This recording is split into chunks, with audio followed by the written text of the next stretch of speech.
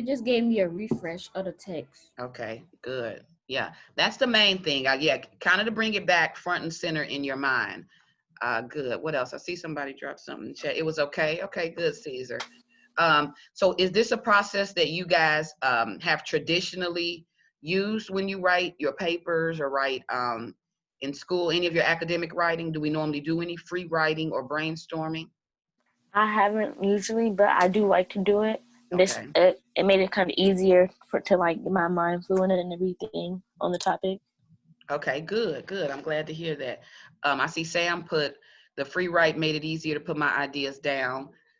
They may have been all over the place, but at least I finally got it down what I wanted to say. Good. And I like the acknowledgement that free write is supposed to be scattered, right? It is supposed to kind of be this um, kind of regurgitation of ideas. So it isn't stylistic, it isn't pretty or grammatically correct, but again, what we're really valuing in this process are the ideas. So we're going to come back and revisit those ideas. We are going to use them today to help us formulate a thesis statement, a working thesis statement, so that you guys can at least have that over the weekend to help you with the building or drafting of your essay. So put a pin in the free writes for now. We're going to come back to it. But what I want to talk about first is the some assignments you guys have submitted. But let me see. I see Aisha added, it helps me to form my paragraphs and to help get my details together. That's really good feedback, Aisha, because with my experience with what I call beginning writers, and that isn't a slight or anything. It just simply means that for students who may need to develop those writing skills, right? I've noticed one thing that they all have in common, and it is this idea of coming up with the details. Now, maybe they can get a thesis, maybe they have an idea of what they want to say, but it is the inclusion of examples or details or ideas that sometimes may be lacking, that sometimes keeps them discouraged in terms of building those body paragraphs. So this step, if it is new, a free write, if it's new, it's one that I definitely want to encourage because of how it feeds the students ideas that help them to build the examples and details and explanations of those body paragraphs. So good. I'm glad that you see that too, Aisha. All right, let me pull up Brightspace really quickly. And I'm doing this because I want to give you guys a quick heads up on some movement that may have been taking place on your Brightspace grade book for the class. So I've been kind of going in and updating the grade book. So you guys know you submitted the summary exercise on Malcolm X and Learning to Read. You also submitted the thesis exercise 4 assignment, what we covered in class on Tuesday. So still in the process of updating the thesis exercise, but the summaries have all been graded. And I wanted to talk to you guys really quickly about the feedback that you'll see in your grade book, and also about the rubric, how the summary was scored. So let me show you guys something really quickly.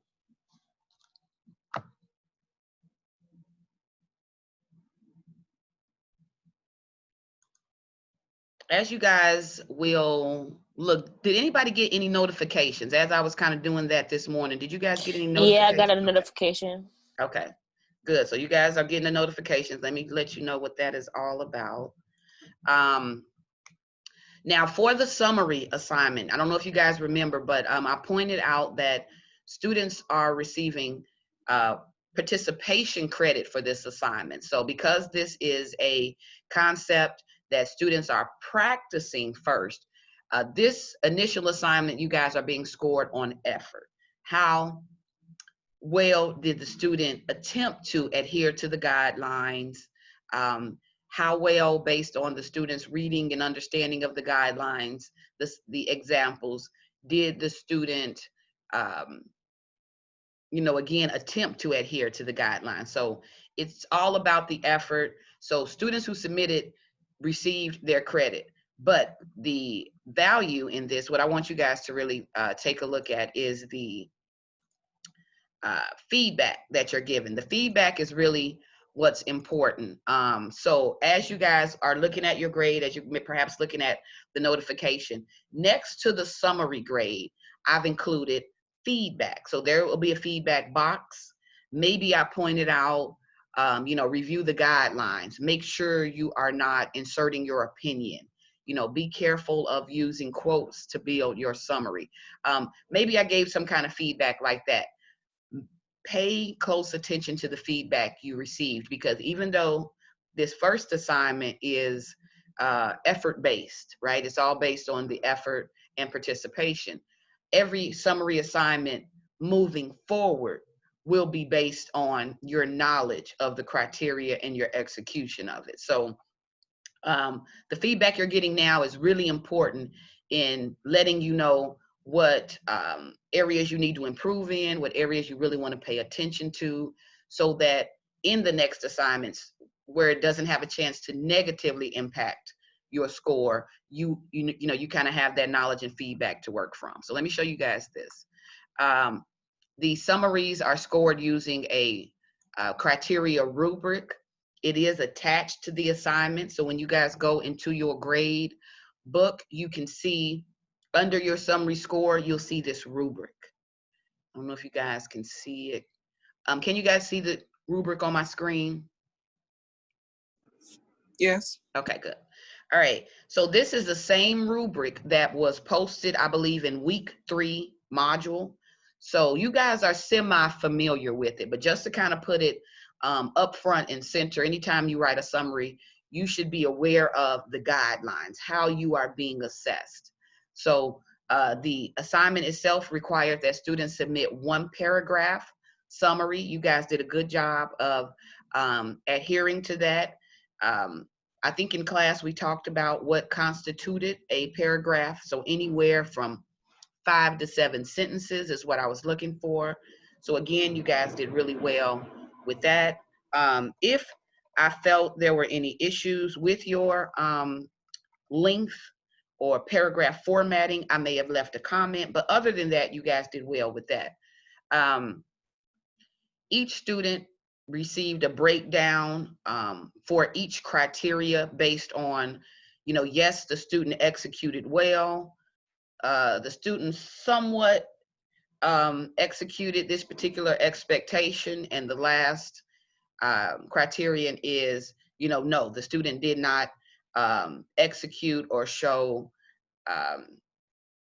effort in that particular area. So 3 ways of looking at or assessing you on the summary: either yes, the student has it, somewhat I can see effort or some attempt, or no. Okay, so that's how you guys are being scored. So when you go through and look at the assignment in gradebook, it should clearly indicate where you landed in the assignment. That's feedback. So use that. If you see on your rubric that you accumulated quite a bit of no's, that's letting you know for some reason we're failing to meet the expectations for summary writing. So for those areas, you would really want to look at, okay, what is the expectation? Let me make sure that I'm aware of it and that I am executing that anytime we have a summary assignment. So just to quickly review the expectations again, anytime you write a summary, it always begins with the author's name, title of text. That always kind of opens up your summary. In the excerpt, Learning to Read, by Malcolm X, or a lot of you too also indicated by Alex Haley. And that's perfectly okay too. I know on the excerpt that I uploaded, the digital copy, it was listed as, this is an excerpt from Alex Haley's autobiography of Malcolm X. So some students accurately identified the author as Alex Haley. However, those students who read it in the Malcolm X textbook, in the reader, look, I'm looking around because here it is. whoever read it in the reader, well, it's listed as Learning to Read by Malcolm X. So I wasn't really nitpicky with that because I know that the message may have gotten a little bit cloudy there. But from whatever text you read it from, as long as there was a clear indication of title of the text, author of the text, that is in the opening line of the summary and it's clearly stated, okay? So you always want to do that. Now, I made a note here of areas that I think as a class, we all may had fallen in somewhat, right, in certain areas. And one of those areas is at the start of a summary, we want to make sure, at the start of any paragraph, we want to make sure we always indent. So quite a few of you will see my comment where I state, always indent your paragraph or your summary, right? Do we know what I mean when I say indent? Like, are you guys familiar with what that means? Yes. Double Okay. space. Right. So when I say indent, anytime you start a paragraph, you need to tab in. You can either hit the tab button. Some students try to space in 5 spaces. It's more effective if you just hit the tab button before you start a paragraph. And that's any paragraph, even in an essay. Every paragraph in an essay needs to be indented. Okay. So I made quite a few notes on your summaries. Always indent a paragraph, always indent your summary. Okay. So I did notice that. Something else that I noticed that just for you guys to make note of, I did leave notes on your individual summaries, but you want to capitalize author's name and you want to capitalize the title of any type of text appropriately. So I saw lots of lax responses with a capitalization. So the title of the text is Learning to Read. Well, the L in learning, the T in to doesn't need to be capitalized, but the R in read, that's a title of a text. It needs to be capitalized appropriately. So in your opening of a summary where you introduce author's name and title of text, you want to use those standard academic, edited English conventions. You want to capitalize appropriately. Anytime you are identifying the title of an article, it's normally in quotation marks. So I'm going to give a handout to help with this as far as capitalizing appropriately and using punctuation appropriately. So articles should be in quotation marks. If you are talking about in the book, titles of books are normally in italics. If you are referring to a short story, an essay, or speech, just being mindful that you identify the type of text. Some of you said in the book, Learning to Read. Well, Learning to Read isn't a book. So you want to make sure you're accurately identifying the type of text. So I know in some cases that may not always be clear, but for the Malcolm X text, you could have said in the article, in the excerpt, but you want to be clear about not just the author's name and title of text, but type of text. In the article, Learning to Read by Malcolm X or by Alex Haley. In the excerpt, Learning to Read, by Alex Haley. However you guys opened it up, you want to identify the type of text in the article, in the excerpt, in the essay, right? So making sure you include that. That is stated in the criteria. Another thing is that I wanted to point out was a quick question. Were you guys, as you were building your summaries, now this was last week, so try to think back, but as you were writing your summary for Malcolm X Learning to Read, did we use our annotations, our notes to kind of help us build our summary? Or did we just kind of go back and do a quick reread? What was our process in gathering the information, those key details or those main ideas? What did you guys go to get that information? Was it your annotations or did you have to go through a reread? Yeah, I took notes when I was reading the passage and also like what I heard in class. Okay. And Okay, good. I did both. Reread, did notes, and did my summary from last time, my annotation. Mm-hmm. Okay, good. So you did do note your annotations, notes, discussions. Okay. Um, I did both as well. okay.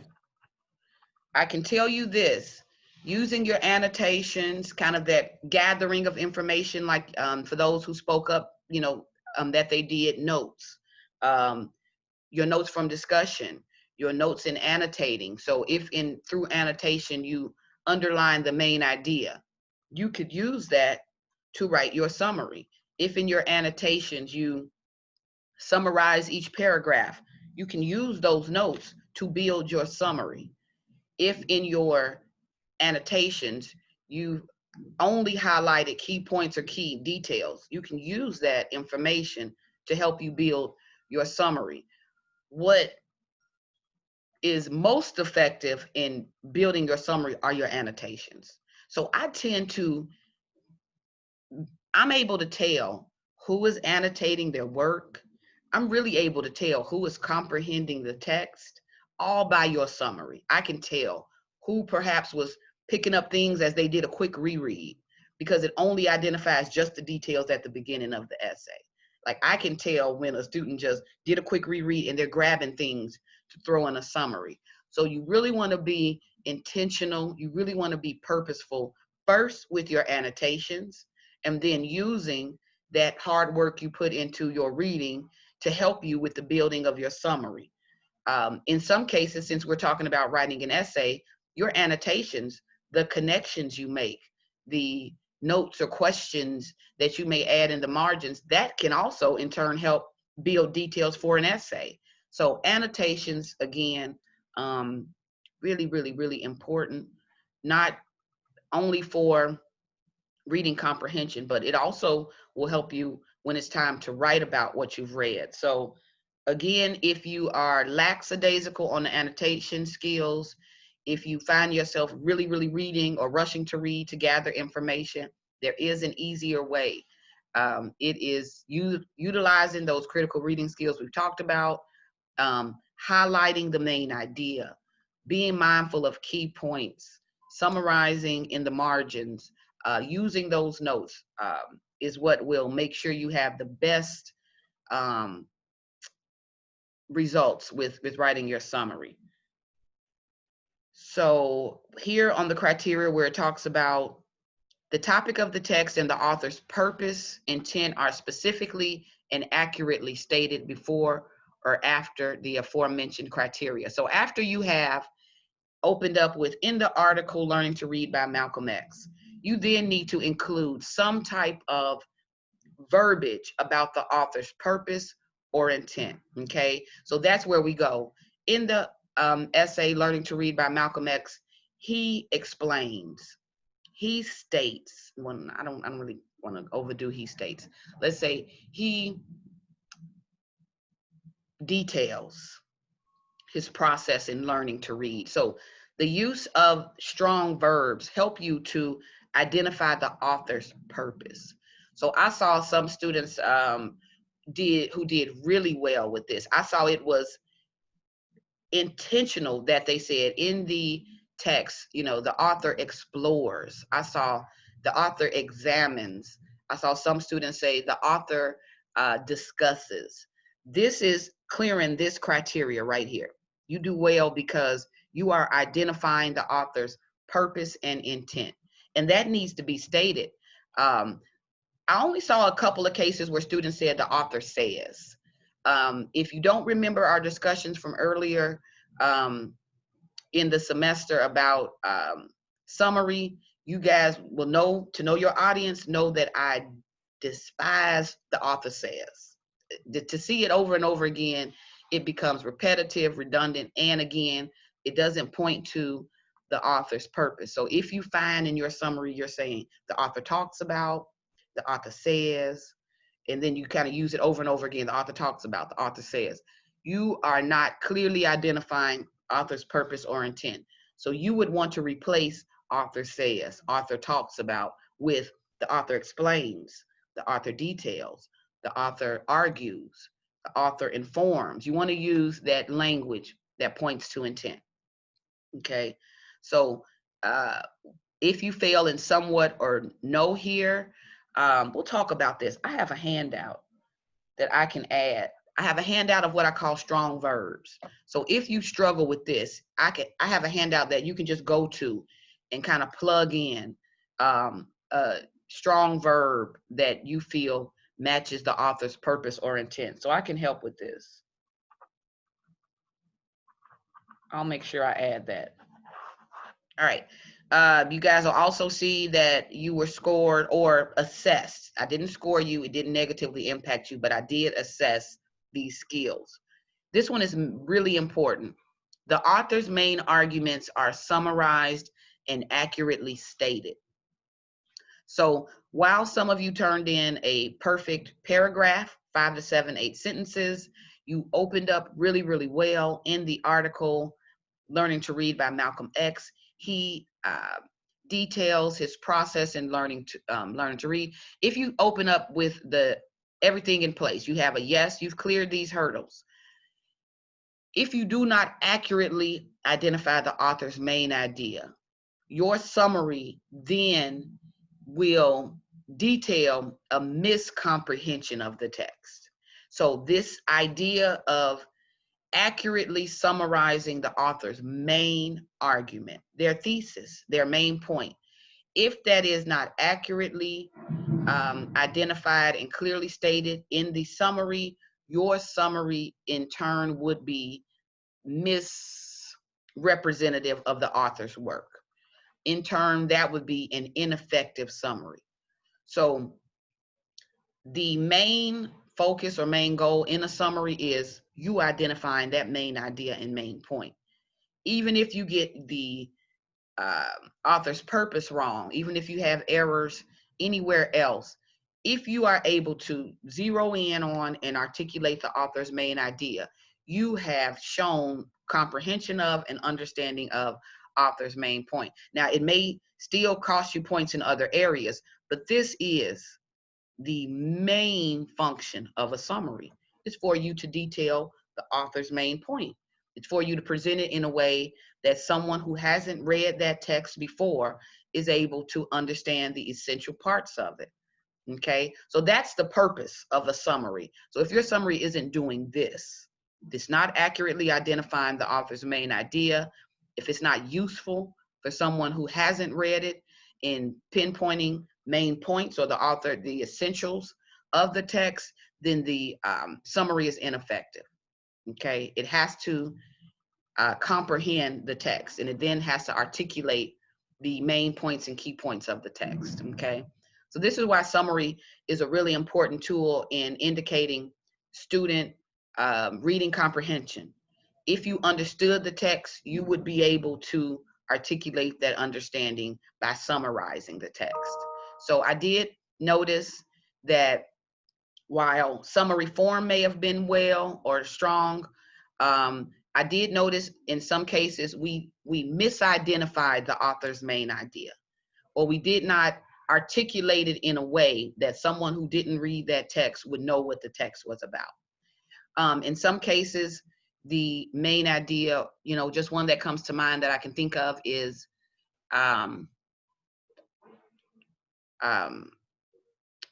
it was pointed out that the main idea was that Malcolm X wanted to, I'm sorry, I'm losing it just a tad bit, and I don't want to misquote it, but it pointed out pretty much how, Malcolm X wanted to abandon, I guess, like the white man's ideal of himself. So it kind of went into a detail that was given in the text about Malcolm X animus of the previous education he had, but that was spoken about in relation to the main idea, which was all about how did he kind of acquire this homemade education? How did he develop his reading skills, right? The title is Learning to Read. So the main idea really hinges on the process that he underwent to learn to read. But for a person who hadn't read the text, if they were to read something like, oh, this is about Malcolm X, rejecting, let's say, white man's education and wanting to only study African history. Well, that wouldn't be a accurate representation of the author's main idea of that text. That's a identification of a detail in the text. That may be an example in the text, but that isn't the essential part of the text. So again, this criteria here, when you read your feedback, when you see the grade, if you had a somewhat or a no here, this is where you really want to target. First and foremost, you need to get an understanding of the text. So this may go back to, am I annotating accurately? Am I taking myself through those critical reading skills so that I can make sure I can extract the author's main idea and points? Did I preview? Did I read first paragraph and last paragraph? The examples that the author gives in the text, what are those examples working to support and develop? That's the kind of questioning and interrogation that you need to take the reading through in order to get the main idea or main point. So if you, again, for this criteria, it's really, really important, is your ability to pinpoint author's main idea. If you got a somewhat or no here, clear indicator, review reading skill, critical reading skills, review annotation skills, because there's something that may be getting in the way of you, again, accurately identifying that key point. If perhaps you received a somewhat or no for this criteria, more than likely your summary may be full of insignificant examples, explanations, and details from the text. So another example that comes to mind from the summary that I scored, one where it talked about, it used the example of Bimby from the opening page of the text. It talked about Bimby and his overall influence, but it presented it as though that was kind of like a major point or major idea in the text, when we know the whole issue with Bimby, it's an example about how he was motivated, but it's not the main idea. So that was a instance where an insignificant example or detail made its way into the summary. And we want to make sure details, explanations, examples, they're important in giving you a better look at the main idea. But again, summary is brief and it's short because you're only focusing on main idea, okay? Summary is free of personal judgment or opinion. I think students did well with this for the most part, but the way that you can test this is when you proofread your summary. So prior to submission, proofread your summary. Make sure it's checking off all the boxes. Do I see the pronoun I, me, us? If I see a pronoun that will insert me as writer into the text, then I've already kind of gone outside of the criteria for summary writing, because it should be free of any judgment, any opinion. So you don't want to say, and I think I read also a summary that said the author's intended audience was. Well, when you say that, you're inserting yourself. You don't want to say who you feel the intended audience was. You only want to look at the text. What does the text talk about? What is the key points? What's the main idea? What was the purpose or intent in the author telling us that? Now, when I say what's the purpose or intent, that's looking at, is this argument? Is this a narrative? Is the author telling a story? But you don't want to say the author's intended audience is, let's say Black students or men. Like, that's an opinion. You just inserted an opinion or an idea. So you don't want to do anything like that. You don't want to say, I think I read a summary where it said, I think the author's main idea is. Anytime you said I, then you just inserted yourself. Summaries, again, they're objective. So the language should strictly be as though you are pointing at that text. The author talked about, the author stated. In the text, he explained. So you're only talking about that text as an object. You're not in it, you're distant from it, you're on the outside of it, okay? And lastly, you were scored on the writer's, is the summary written in the student's own words? So this whole idea of paraphrasing. And for the most part, you guys did really well. I did not see a lot of quotes. I didn't see a lot of what I will call plagiarized ideas. So where we don't even add quotes, we just copy what the author wrote, right? So this was very promising. I know a lot of times when students don't have experience with summary, that may be a strategy that they use. So I can tell there's a sophistication when you guys write your summary. You're not attempting to just build it with quotes, right? So I think this is good as well. If you received a somewhat or no for this last criteria, that just simply means make sure that you are paraphrasing, summarizing, which is the goal, and not just grabbing words or ideas from the text and kind of like a Lego building, just building a summary. It should be your summary of the author's key points, not so much kind of this patchwork of words that they've said. So be mindful of that. But maybe a long explanation, but definitely know how you were assessed. So even though, again, you got full credit for participating, moving forward, any summary assignment, it will be scored on a point system based on these criteria. So start to practice it, start to be aware of it. I will bring it in more often with our reading assignments. So yeah, so you guys get an opportunity to take a look at that. I spent time giving you thorough feedback. So if you have any questions about that, you guys can email me for clarification. I can help out. All right, good. So as you guys can see, we are taking the, we're moving from what we read to now writing about what we've read. So this whole idea of summary and essay, where we are right now, I want you guys to hold those ideas in your head, but to hold them separately. So I know sometimes, you know, there's a lot coming at you, but with writing, I want you guys to make a clear distinction between the type of writing that we do. So there's a hat that you will wear when you write summary. So anytime I give you an assignment and you're asked to write a summary, you quickly kind of put on this hat of, I'm writing objectively. I am only reporting on what I've read, right? That's summary. But when you guys are given an essay assignment, which is what you guys were introduced to on Tuesday, anytime you have an essay, well, now this is, we have to change our thinking to, well, now this is writing that's subjective. Now I am including my opinion. I am including my ideas. I am inserting my judgments and personal opinions. So there will be some adjustments you guys will have to make based on writing assignments.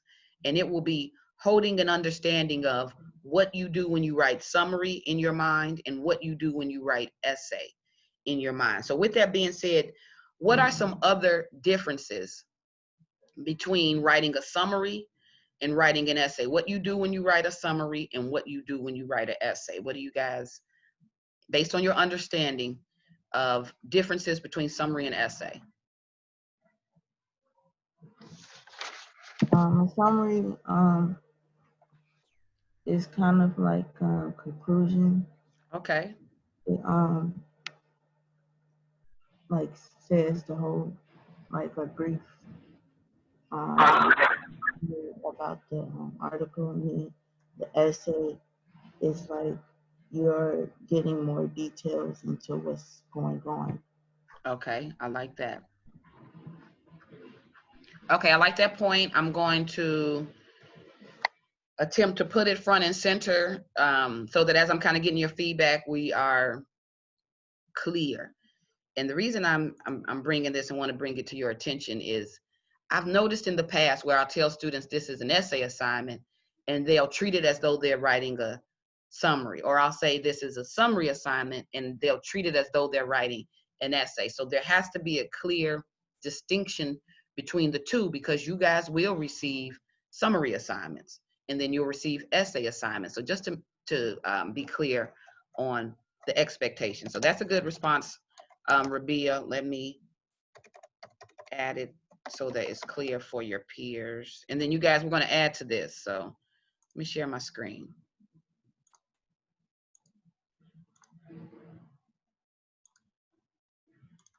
And this is just treated as though it's my whiteboard, and I'm just trying to keep notes here.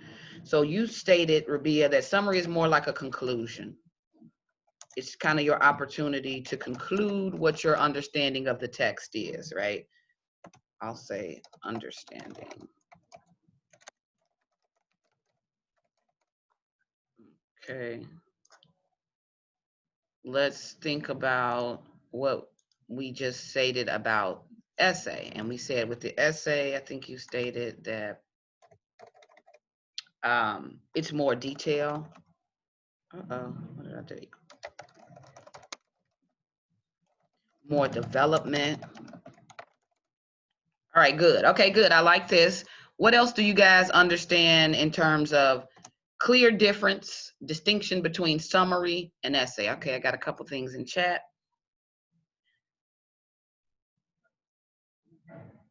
For summary, you sum up what you've read. I think you can use personal opinion, but for certain essays, you can't. All right, so I see that question mark, Sam. So for summary, and hold on, let me go back. You sum up what you said. So absolutely, let me add this. However, the part where you say you think you can use personal opinion, on summary, you want to refrain from using personal opinion, but you are right when you say you sum up what you've read. And I like that you said the word sum, because it includes kind of this recap. You don't need to go over every detail. You don't need to explain or discuss every example. You only are, again, detailing key points. So sum up what you read. I like that sum. It's similar to conclusion. This is at conclusion. We know that we don't go over every example we included in a summary. When we conclude, we simply summarize what the point of all of that was, right? So good. That's summary. And hold on, let me see, finish this out. And you said for essays, you can't. Now, for essays, just to clarify, you most certainly can include your personal opinion. You can include your judgment. Remember, in the essay, it's driven by your thesis, and thesis is always a statement of opinion on a topic. And we know that a thesis, which is the most important sentence in an essay, we know that it will normally convey what the writer thinks about the topic. Right? So we know that. Sorry, I'm getting sidetracked. So good. Yes, you are correct. The essay does require or hinge itself on personal opinion. All right, what else? What else do you guys remember? What's missing from this list? Clear distinction between what we do when we write a summary and what we do when we write an essay. Can I say, like, essay is more of a structure writing, and summary is just like the author viewpoint, the purpose. With structure, I like that. The fact that you even pointed that out, it shows an understanding about what we do when we write essay. When you write an essay, you are following a structure, a format. You guys remember, I think it was last week's module when we viewed the video, the YouTube video about basic essay structure. And this class, if you guys have read the syllabus, the objectives of the class, it is designed to teach you there is a format, there is a structure that is standard. Anytime you write an essay, there's always an introduction. There are always body paragraphs that support and develop a thesis, and there's always a conclusion. So an essay, again, it does adhere to a format and a structure, whereas the summary, it does, but differently. The summary, because it's a paragraph, well, a paragraph still has a format or a structure. There is an introduction where you introduce the author and the title of the text, right? you then include the details, which is author's main idea and key points, and those are the supporting sentences. But I do agree that we don't really approach a summary like that. We do approach an essay in, well, you know, do I have my intro, body, paragraphs, conclusion? With summary, we look at it more in terms of criteria. So I'll put, it's more criteria based. Do I have these items in it, right? So I definitely agree with you on that. All right, good. What else? Anything missing? I think this is a good list. What else am I missing from an essay? So we know a summary is the conclusion. It's the conclusion that you reached after you read the text. So this is your, not your takeaway, not what did it mean to you, but here's what I understand that the author said. Here's what I understand about the author's main idea or main point. So that's summary. Summary, again, it conveys an understanding of the text, but I don't want to say it conveys your understanding of the text. Let's say that it conveys what you understand that the author meant in the text, right? Mm-hmm. So again, it's free of your opinion or judgment. So you don't say, here's what I took away from it. It, again, is still looking at the text as an object and you identifying the author's main idea, key points from that object, right? Summary sums up what you read. Yes, again, this collection of key points. And it's criteria based. There is a certain function that the summary provides. And we want to make sure that we are aware of those criterias and that we are including them in the text.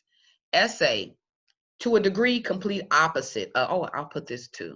We know that the summary is brief. It's normally brief, and that an essay tends to be, let's say, longer. I'll say multi-paragraph. So we know that there's also a difference in length. So summary is brief, again, to sum up. Essay is a little bit longer because it is based on development. If it is an argument, how do you prove it? How do you explain it? If it is a narrative, what are the details you're including to tell the story? So an essay, again, it follows a format with a structure, but it also is dependent upon details, development, your reasoning and logic behind your opinion. So you can say, I put here personal opinion. I'm going to say opinion based. You guys noticed in all of our reading about the thesis statement that there's one of the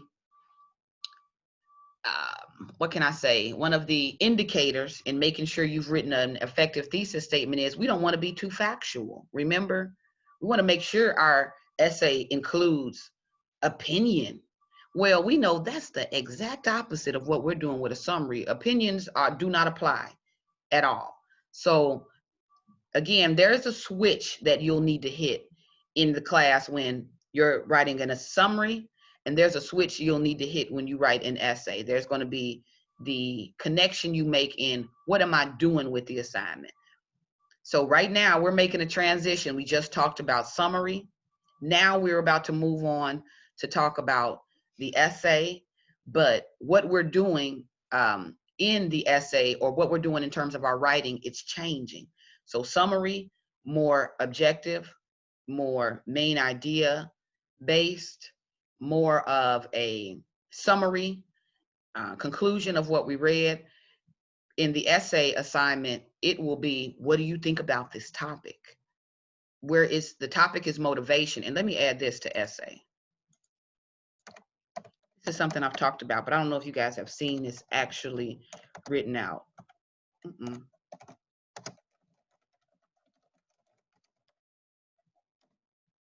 gonna say plus reason. Sometimes students lay out reasons. This is what equals, I'll say thesis. All right. So you guys have heard me, use the thinking. When you think about your thesis, it is what you think about the topic, right? But we also learn too, we want to make sure that it is not too broad, not too vague, not too factual. So there's stylistic choices we need to make. But here is the formula for writing a thesis. Normally, you're given a topic. In this class, you guys were given which article motivated you the most. So we're looking at articles and motivation. That's the topic.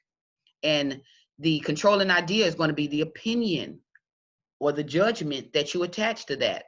So, you know, the article Learning to Read by Malcolm X motivated me the most because. So it allows me to set up my opinion, my reasons. Why do I think, why did that particular text motivate me? In what way, right? And that is what will lead us to our thesis, help us to outline our essay. All right. So in making this shift, let me stop share and let us revisit what you guys did coming into the class with the free write, the essay question. And let me, while we're switching gears, let me pull up the assignment sheet.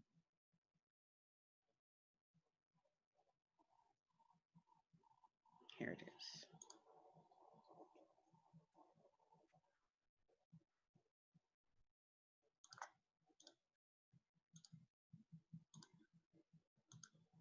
Okay. Uh-oh, I'm sorry. This is the old one. You guys see the date on it said June. Hold on. Let me select the correct one.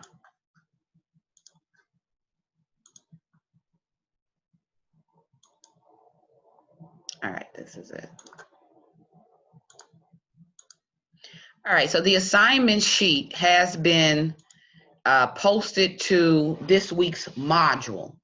So if you guys have not yet had an opportunity to take a look at the assignment sheet, you definitely want to familiarize yourselves not just with the assignment itself, the essay question, but familiarize yourself with the guidelines, with the expectation. So for this second half of class, what we are going to talk about is the writing process, okay? So with the writing process, just like Malcolm X had a reading process, right? A learning to read process. A writing process, the one that we introduce in this class, it's designed to, first of all, help us, develop stronger writing skills. Some of you guys identified that as your goal for the class. So if you have previously struggled with writing, you may have found yourself getting distracted, wandering off topic, having a hard time getting started. Once you get started, not knowing what to add, in some cases struggling to conclude. The purpose of introducing a writing topic is to give you a strategy, a plan of attack. And instead of you just out here, kind of feeling your way about, if you establish a clear writing process that you subscribe to, you actively practice this, you attempt to make these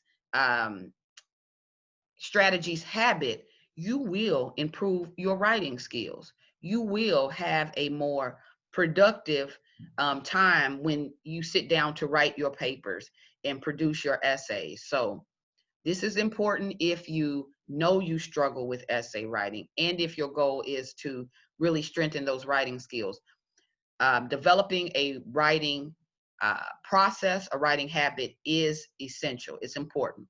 Okay, so first thing in a writing process, first thing to consider in a writing process, it isn't always the brainstorming or generating ideas. That's normally what we do when we prepare to write. But anytime you're introduced to a writing assignment, you want to familiarize yourself with that assignment.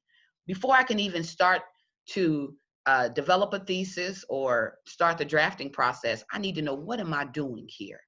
What am I doing with this assignment? So know the purpose. First of all, we are writing a narrative essay. So when you write a narrative essay, or based on your understanding, what do you guys understand the purpose of a narrative essay to be? What do you do when you write a narrative essay?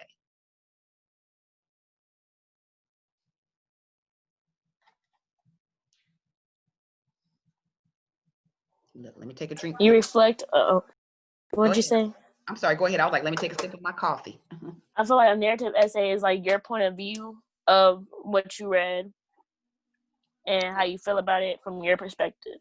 Okay, your point of view, like that, your perspective, how you feel. Okay, I like that. What else? Anybody want to add to that? What is your, does that jive with your understanding of narrative essay? What do we think about narrative essay? When asked to write a narrative essay, what are you doing? You're also adding your personal experience. Okay. Definitely adding personal experience. Yes. What else? When you guys hear the word narrative, what comes to mind? What do you think of when you hear narrative? You're saying it like from like either third person point of view or your point, like first person point of view. Mm-hmm. I like the first person point of view. I'm making a note of that. Somebody also pointed out it's your perspective, your point, right? So that's all first person point of view. That is the driving, in some cases, the driving force in a narrative. It is someone retelling or recounting their story, okay? A narrative is a retelling or a recounting of a series of events or story, okay? So in the narrative essay, the purpose is for you to tell your story, tell your point of view, okay? So you will use the pronouns I. And I know in some cases in our writing, we may have been in English classrooms where teachers have told us, you know, refrain from using I hear this a lot from my students. Did you guys have any experience where teachers may have told you, don't use I in your writing? Yeah. Yeah. Yeah, I had some students who would come in and they would, it was almost like I had to break them out of the habit of it's okay to use I. It's okay to write from your perspective, from your point of view, driven by your opinion, personal experience. That is what a narrative essay is. So before you get started on the writing assignment, know the purpose, know what you're doing. In this essay, I am retelling or telling the story of my experience or my perspective, right? So anytime I find students write about their opinion, their perspective, they tend to write better because no one knows your ideas or your point of view or your perspective better than you do. So students, when they're given the freedom to write narratives, when they're given the freedom to write about what they think or their experience, they tend to do well. So this is an essay where I want us to get used to letting our point of view, our perspective drive the essay. Okay, so purpose of the narrative essay is to tell your story, present your point of view. Again, this retelling, what's another word? Retelling of your personal experience or perspective. I know I'm looking for the perfect word is why I'm struggling with this, but you guys did well. A narrative essay presents your perspective, personal experience, your point of view on a topic. Okay, so we know that's what we're doing, telling our point of view. This essay is 4 to 5 paragraphs. So with that being said, as we come into this writing assignment, we know that based on essay structure, that there's an introduction, there's body paragraphs, and there's a conclusion.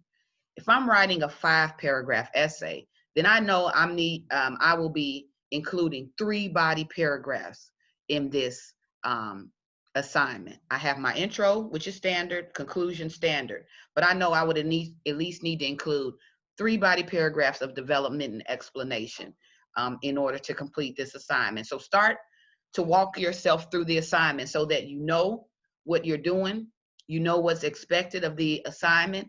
And by the time you get to brainstorming or drafting, you are doing so by adhering to the guidelines of the assignment. One thing to know about your reading audience, your instructor, your peers, I am a stickler for instructions.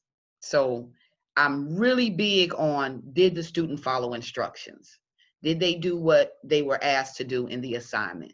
You may present a 5-page paper, but if it does not answer this question, if it does not present a narrative that presents your point of view as to how you were motivated by the particular text, it is not what I asked for.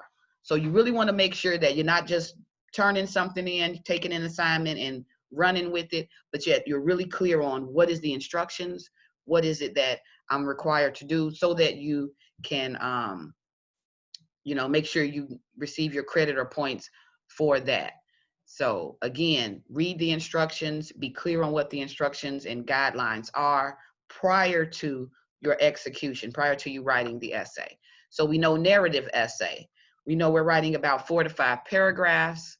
We know that this essay is due Tuesday, September 22nd. So next Tuesday, and that's a draft. So we're talking about draft. We'll talk about that too. But we know this weekend you guys are going to be working based on your thesis so that you can, kind of come to class with the working draft. So we'll talk about that. All right.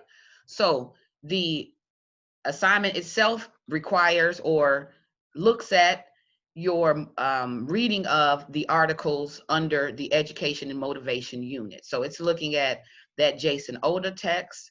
It's considering the Maria Popova Fix versus Growth. And it's also looking at the Learning to Read text.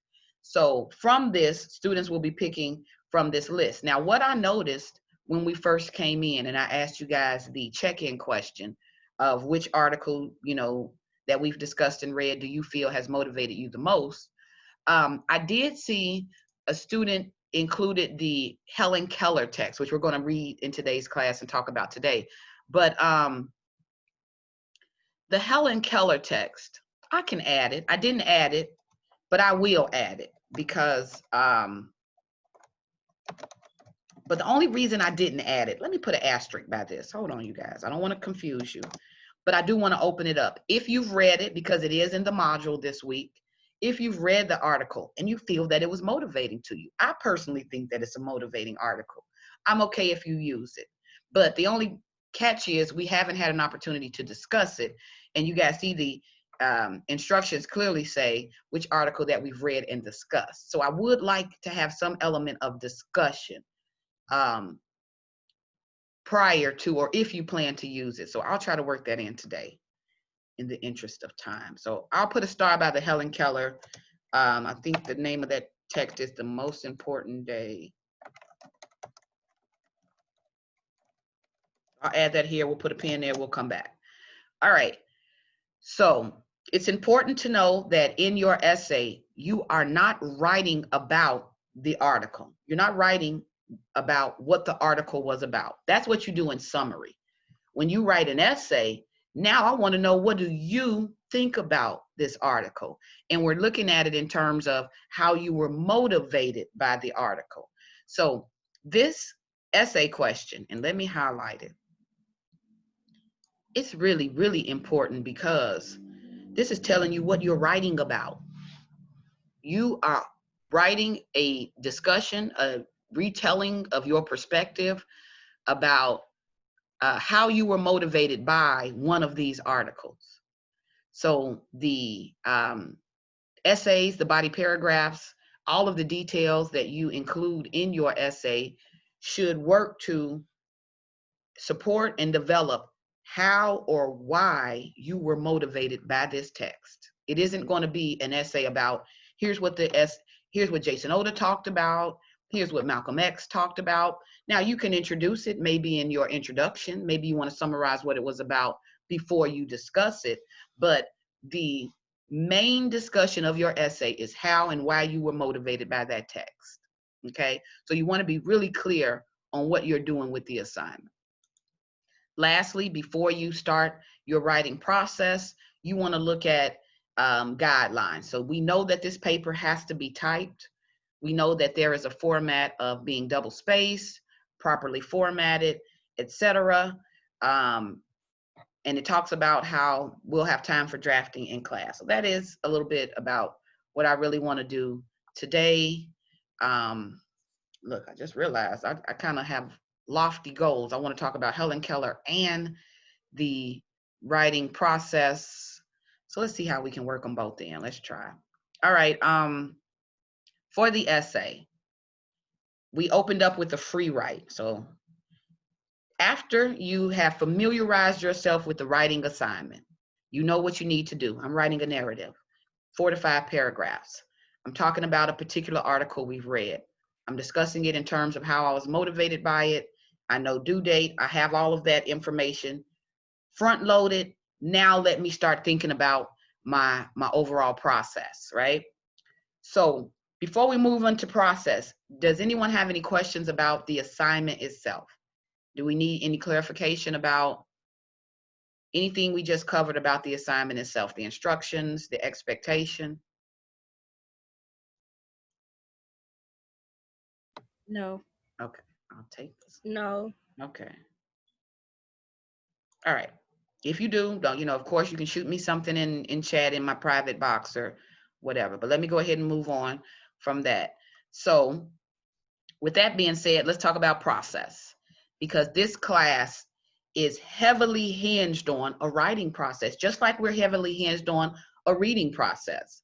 We spent the first 2.5 weeks of class really talking about practicing, modeling, instituting a reading process.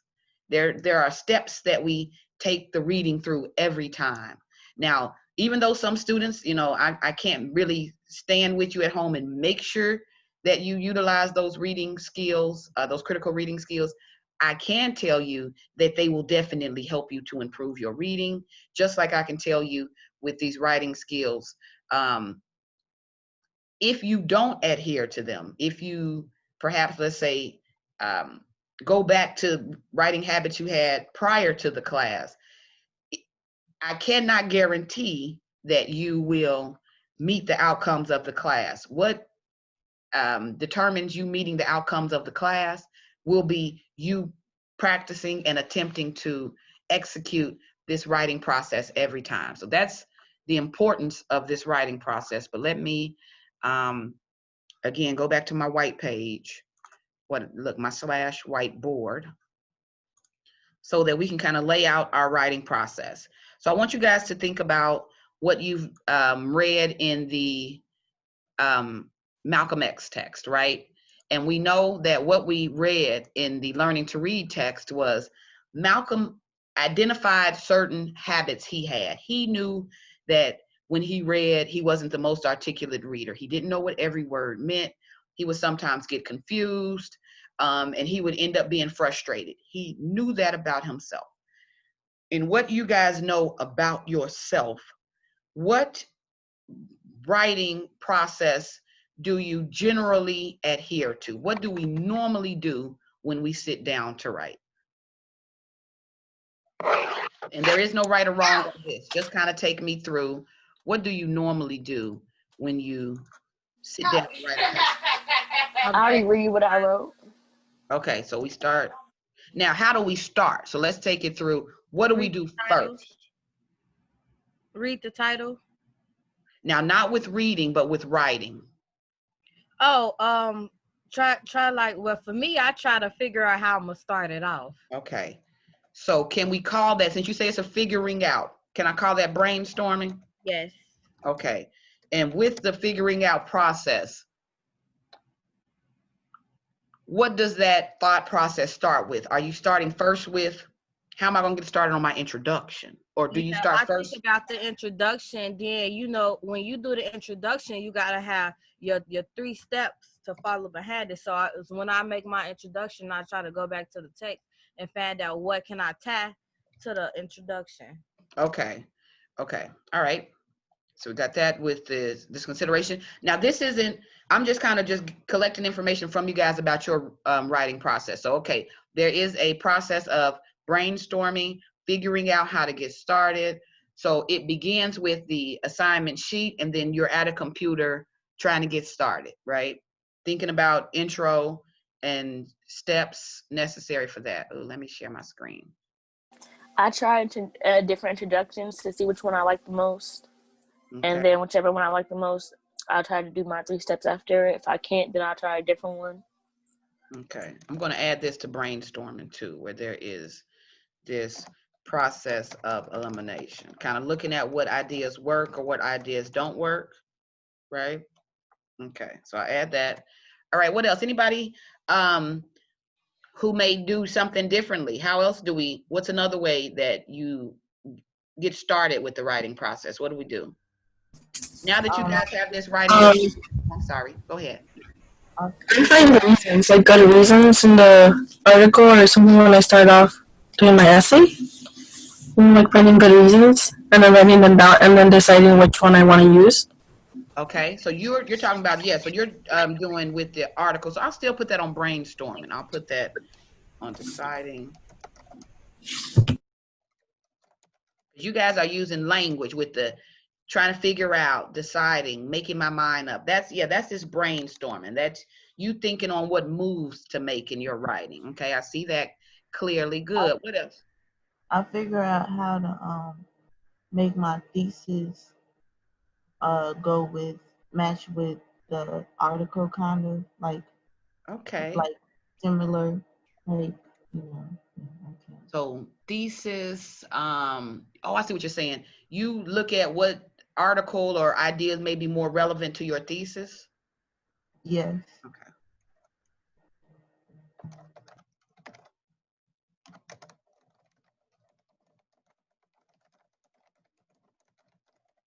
Okay, good. I like that. What else?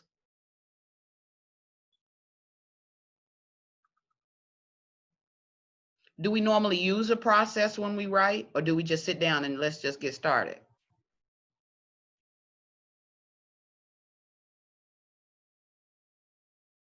All right, no worries.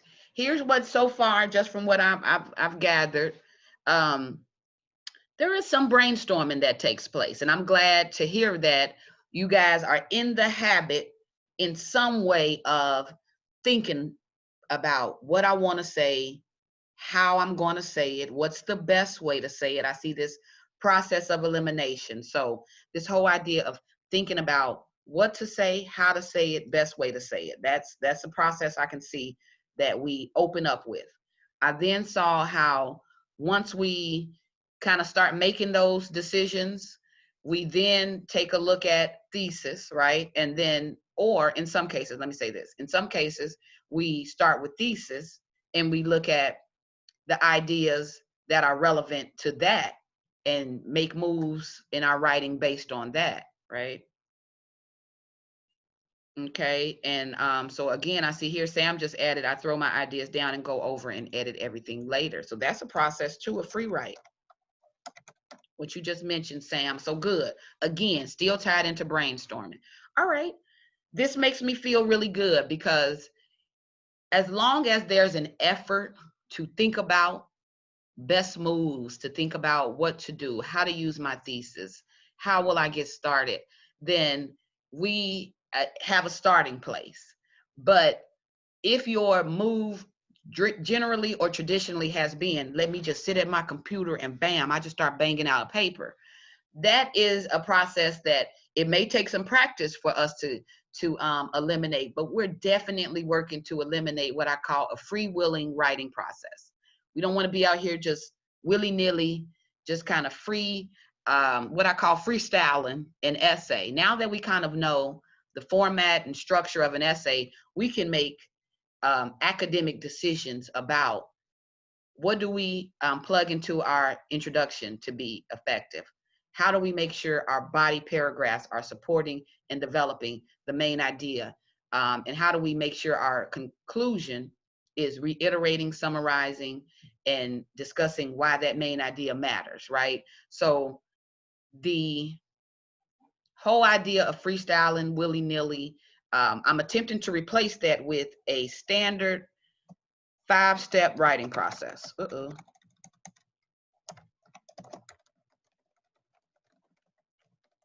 That's what I'm introducing you guys to today.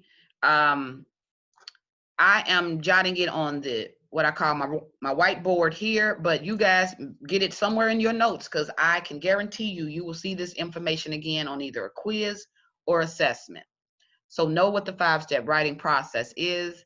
The introduction of it is a game changer in the class, because once it is laid out there, this is the process that we are going to use and execute for every paper that we write in this class, okay? So get familiar with it.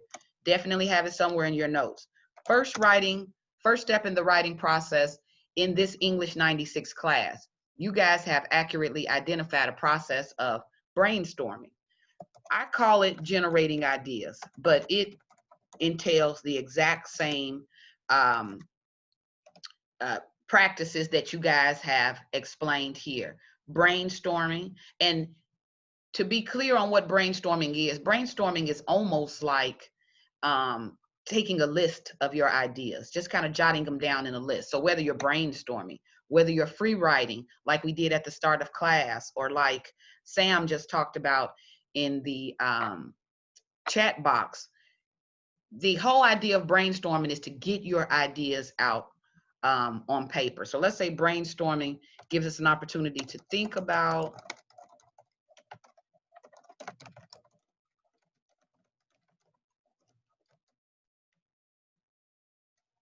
I'm gonna say how to say it, or / best way to say it. Consider this as, this is the purpose of the whole generate idea process. We take part in this process so that we can think about the assignment, think about what we want to say, how we want to say it, what's the best way to say it. You want to always consider those moves prior to putting pen to paper, prior to starting to tap on your keyboard. There has to be some planning that takes place. So generating ideas allows us to familiarize ourselves with the ideas we have on the topic, get it all out on paper, take a look at those ideas, and determine how to use them to help us write our thesis statement. So when we talk about generating ideas, let me add this. Some examples of generating ideas are free writing, brainstorming. Do you guys remember in grammar school where they used to make us do the branching or webbing? Do you guys remember that? Was I the only one tortured with that in school? Right? Like the teacher would give a topic and she would tell you to, using branching or webbing, you know, take this topic and simplify it or turn it into a thesis or topic sentence. Did you guys ever have to do that in school?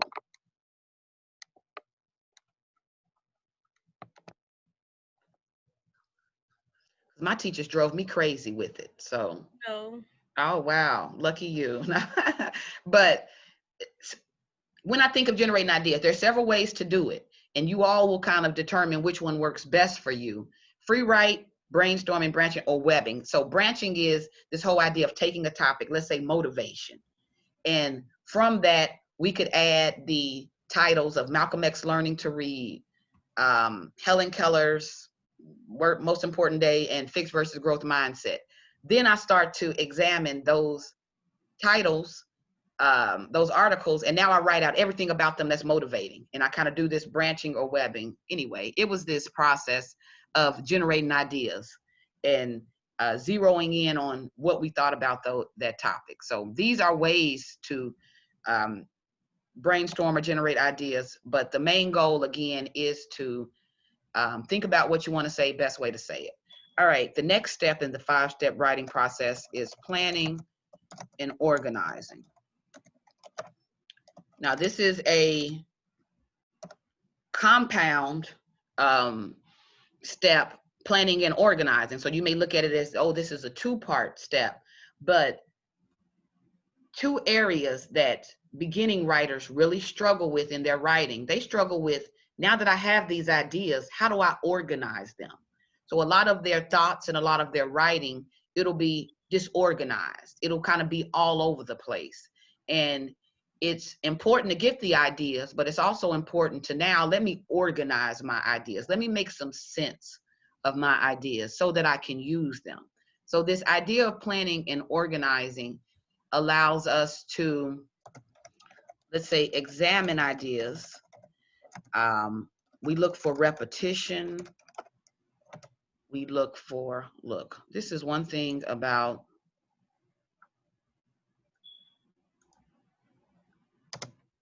computers. Look, I've become so dependent on spell check.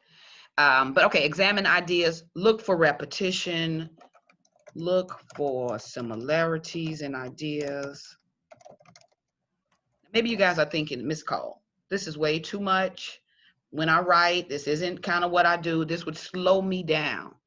But some of us, I think we may do this automatically. And we do it so automatically that we don't recognize it as a step. But I want to distinguish it as, do not forget that when you are brainstorming, when you are generating ideas, there is a process of, now let me look at my ideas. Let me determine how I can use these ideas. I don't just start grabbing from my ideas. I need to make sense of them.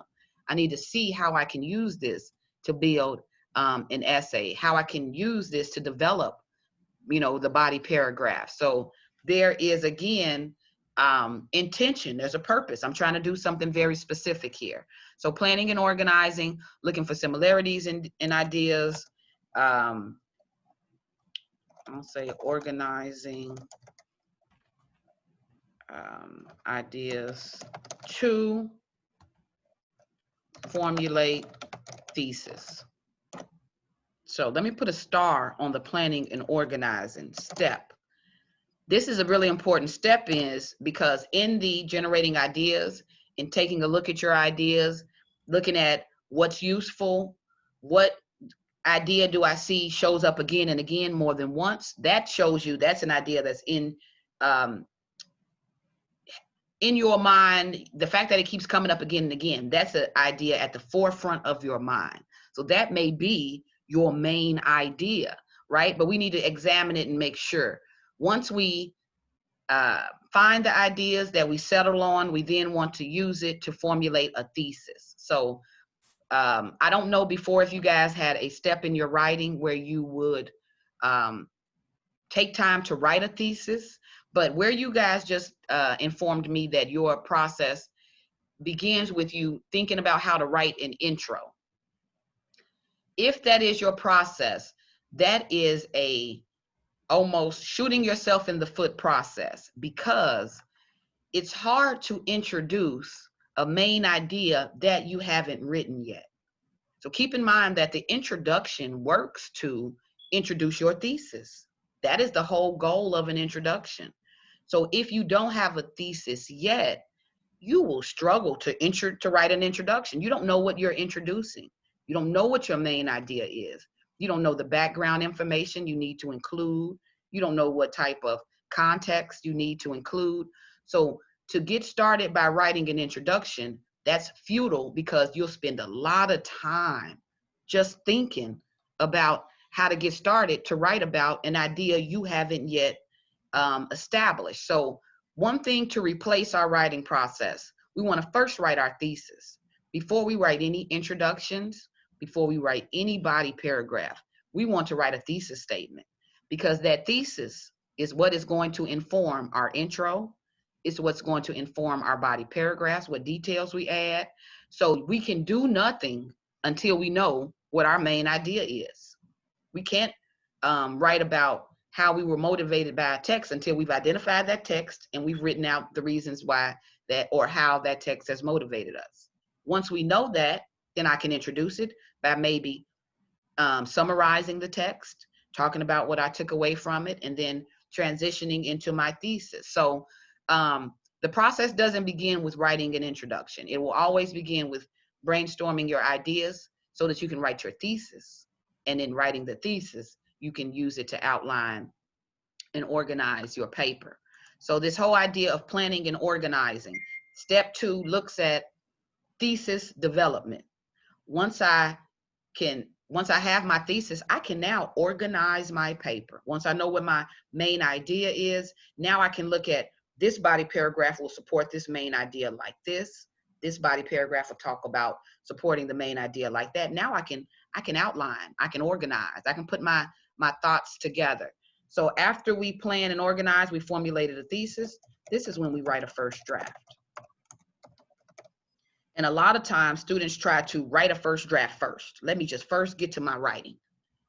And what they'll do is they'll produce a weaker version of their ideas. So to get to maximize your ideas, we want to take it through a planning and organizing process and then use that to write a first draft. So now I know my direction, I know my main idea. Now let me see how my sentences work together. Now let me add my explanation and details, my personal experience that drives a narrative. Now I can add it here. So I'll say, put ideas in sentence form.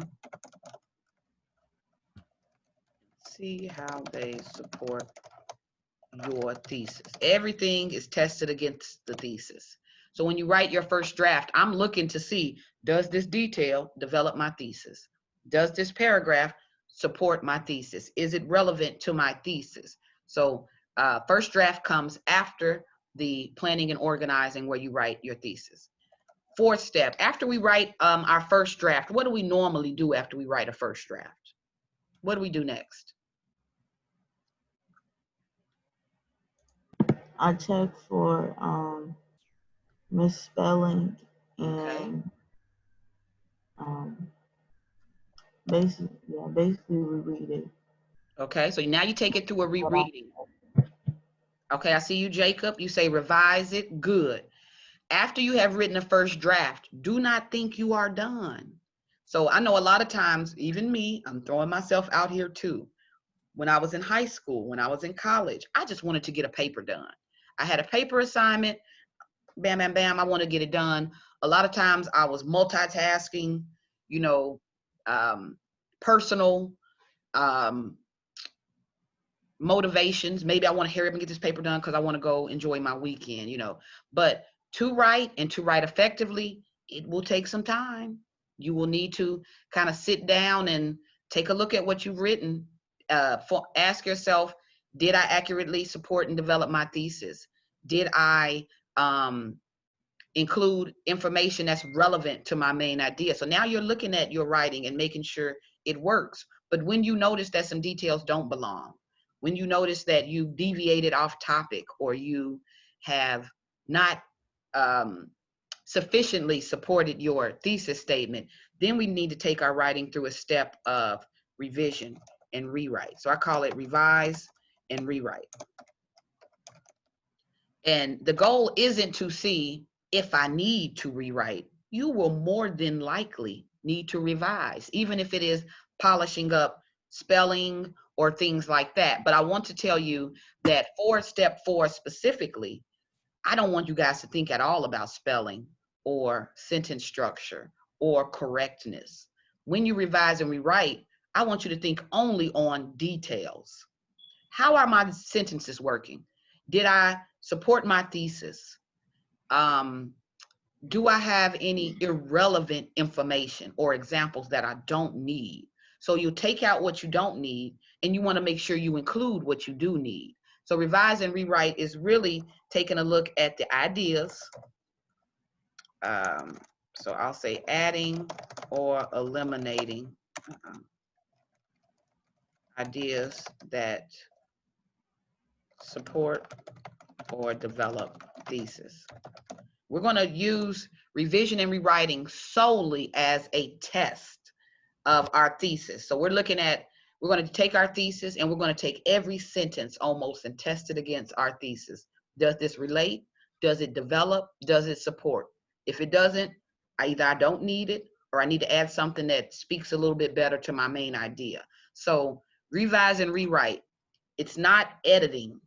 This isn't my opportunity to edit. Oh, I don't like that word. Let me change that word. Or this is more the ideas. How are these ideas working to support my main idea?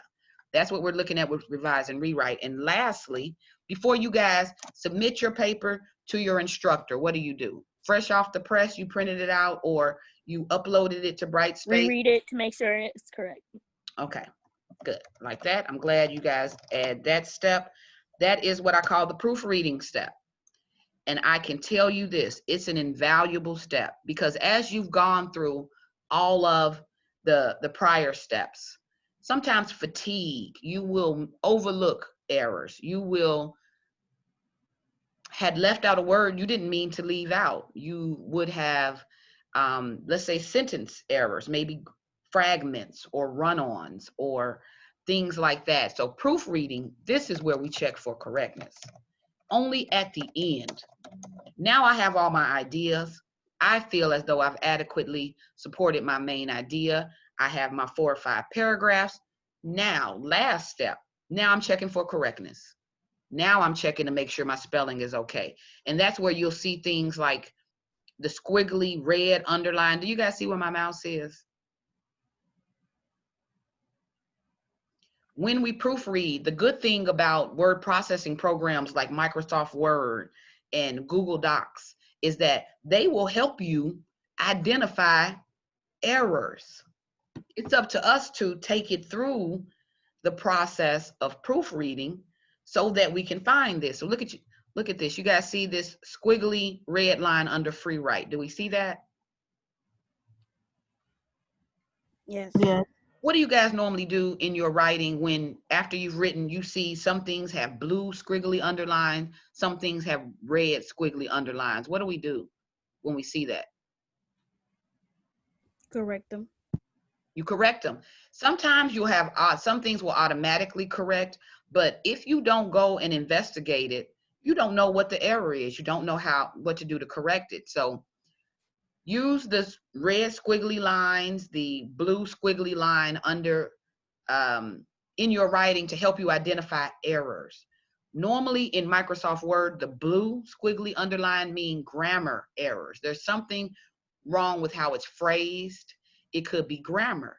So with the blue squiggly underline, you would right click. So you take your mouse or you right click and it gives you suggestion. First of all, it tells you what the error is.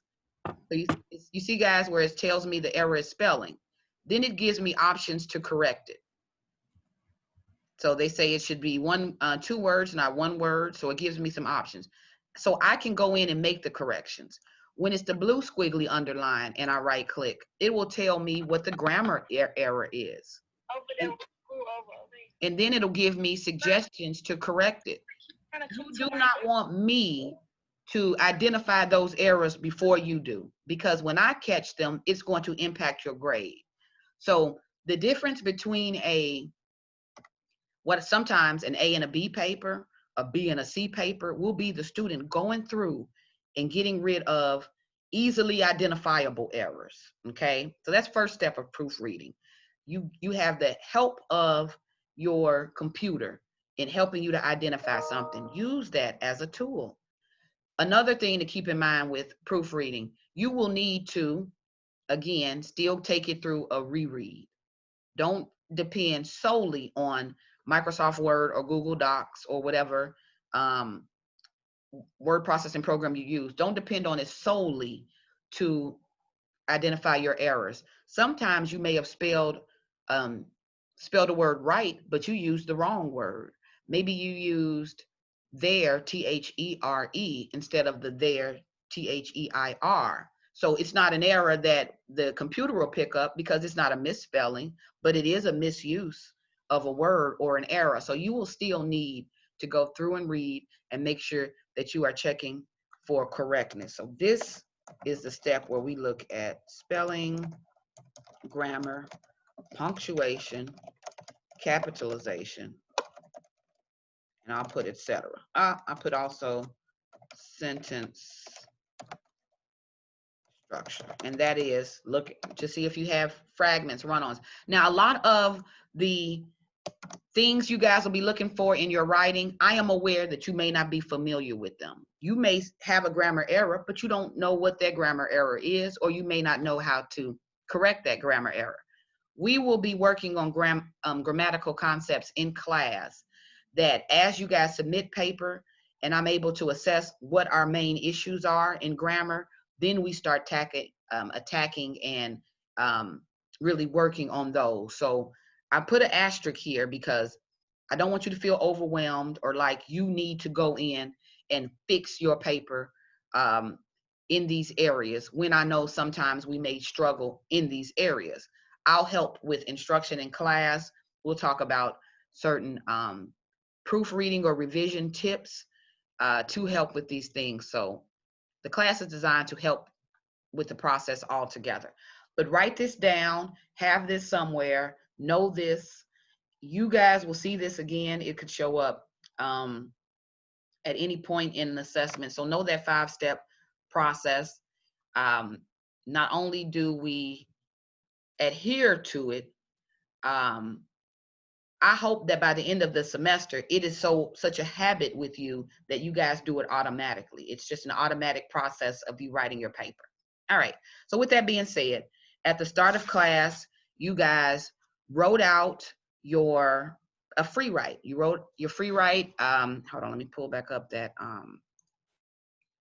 assignment where you guys were asked to, oh, good. So MJ pointed out how during proofreading, she reads out loud to comprehend better. That is an invaluable tip, because if you're like me who may procrastinate, a lot of times I stay up late or get up really early to complete work. So I may be tired or fatigued. Tired eyes will miss things, but your ear can pick up an error better sometimes than your eyes. So when I read it out loud, oh, wait a minute. If I hear an error, my ear will be like, hold on, wait a minute. Let me reread that again. That doesn't sound right. So a proofreading strategy, definitely one that works, is reading out loud. So I like that. All right. Last 40 minutes of class. Let's work on step 1 of the writing process. Let's work on our free writes. So we've done our brainstorming. We have generated ideas. Now I want you guys to take a look at your free writes. We're going to use what you produced for homework or start a class to help us formulate a thesis statement. So I'm hoping today you guys can leave with a working thesis statement for the assignment. So right now, take a look at your free write. As you guys are taking a look at your free write, I want you to underline or circle what you identify as your why or how you were motivated. So right now, in your free write, read over it, and anywhere where you see a direct answer to why or how you were motivated. So if it's given a reason, circle it. So identify. Now we're looking at our ideas and we are planning what we're going to do with them. So in your free write, you are circling any idea that points to how or why you were motivated. You are circling or underlining any ideas that you see is repetitive, that you've repeated more than once. And you are, so we'll start with those two first, okay? So right now we are taking, let's say, 5 minutes. Let me write this out for us so that you guys are aware of what you're doing here. I'll put it in chat. So let me give you guys clarity on what we're doing.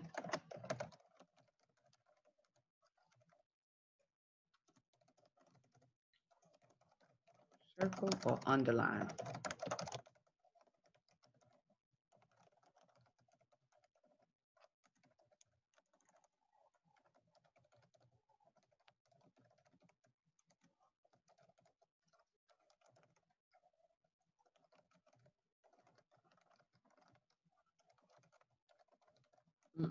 Sorry, guys.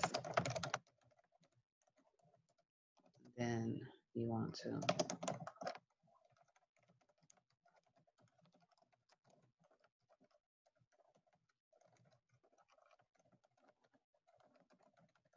Oh, okay. I say words or ideas that you see repeated. Okay, so I am adding this to chat. You guys are working on it. Take a look at our free write. Now you're going to share out what you are circling and underlining, but first identify it. I'm going to pull up what we're doing with it.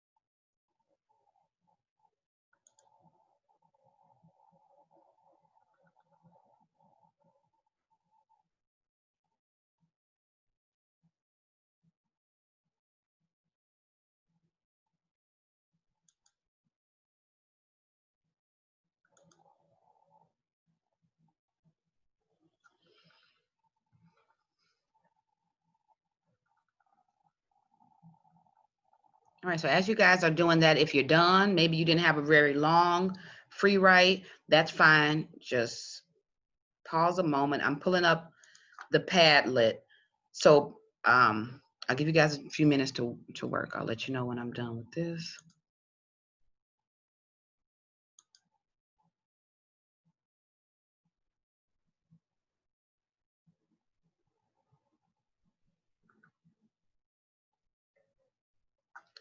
If you have identified your ideas and you feel like you have a pretty good draft of a thesis statement, start to jot that down too on your paper. So when I say draft of your thesis, what is a single sentence response to the essay question? If you can formulate that, jot it down now. If not, don't worry, we're going to work on that together, but add that as well.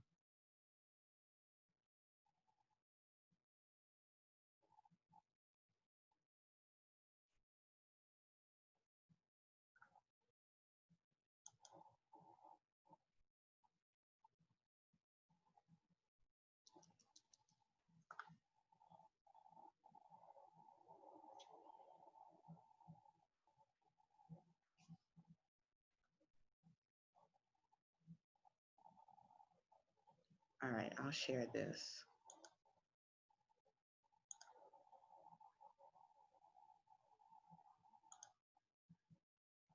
And I'll change the title of this later, but here's what you guys will see. Let me drop something in chat for you really quickly.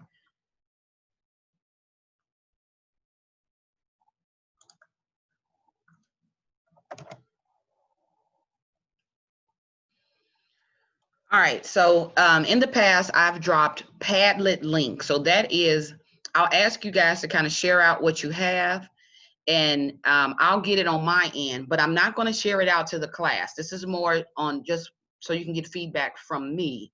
But using that link that I just posted into our into our chat, use that link too. Now, jot down the results of the quick exercise. What is the reasons or how you were motivated by the text? If you were able to identify that in your free write it, drop it in that link. Make sure too you put your name, open up with your name so I can kind of give you guys credit for this, participation credit. But so add your name and then add whatever that reason is as to why you were motivated or how you were motivated. Drop that in the link. Also, after you kind of drop and add that, also include what words did you see repetitively?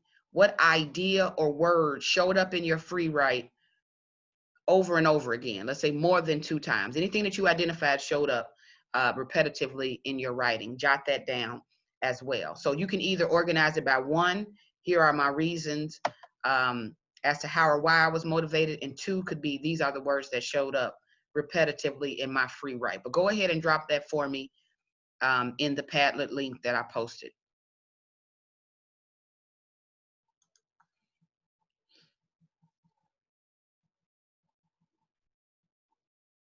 Okay. Okay, I like this, Rabia. I'm gonna talk about that. Thank you. And that was because you had issues with the link, Rabia. So it's okay. Don't worry. I know you normally there's some issues with that. I'm sorry, I didn't see the link. Can you send the link? Yeah, let me send it. Drop it again. It's okay. It's the like I like what you have. The only reason that I asked is that normally when I go back and grade it or score it, I go right back to that link. So if I know you're missing from there, I was just going to give myself a note to check the chat box. All right, so I just posted it again. For everybody else who's still working, let me go and check out what I have so far. Oh. I said, can you send it? Because I can't. Yeah, I just dropped it in chat for you again, Rabia. And you sent it to my email? Oh, to your email. Okay, hold on.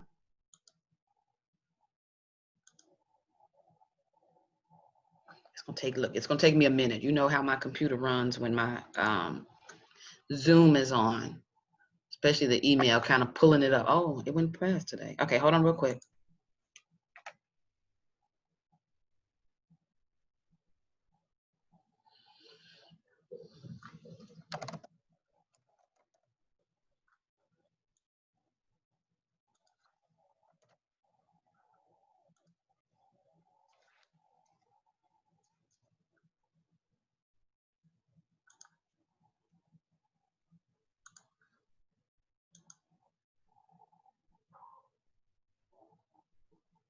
Oh wow. All right, great, you guys. It's popped up for me. I have a lot of what you guys are doing. Thank you.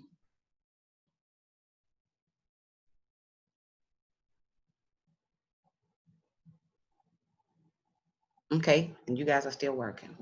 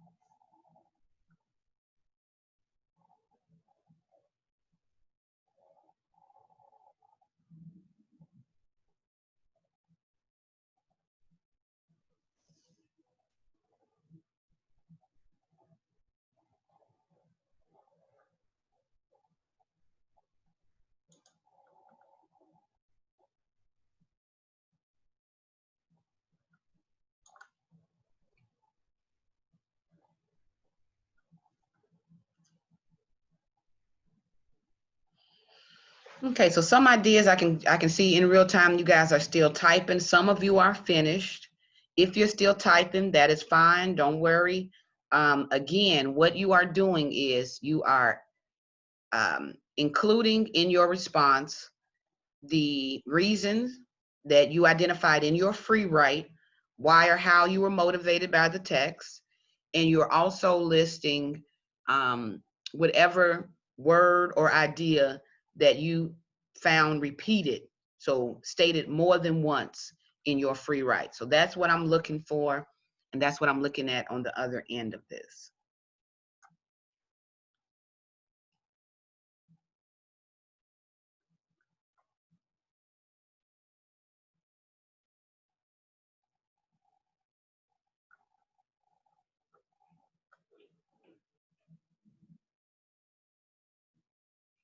I wonder why is it duplicating?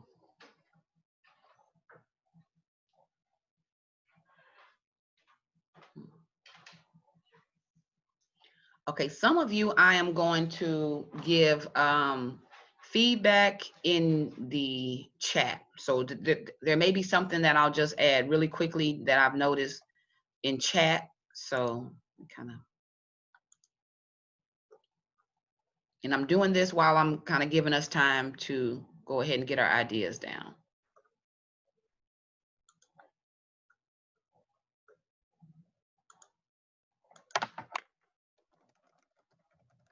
You said the words repetitively. What? I'm sorry. Say it again, Rabia.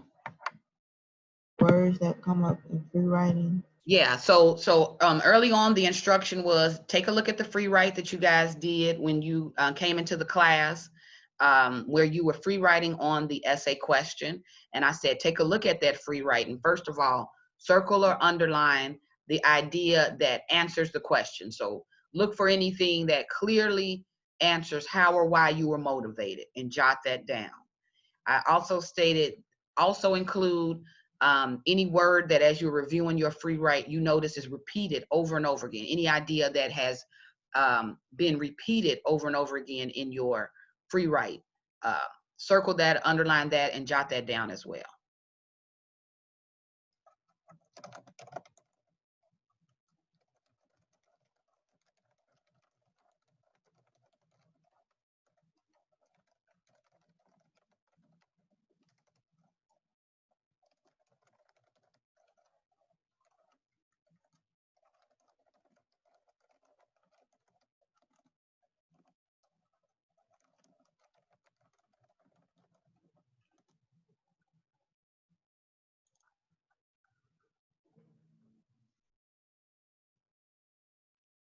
Okay, okay, I see.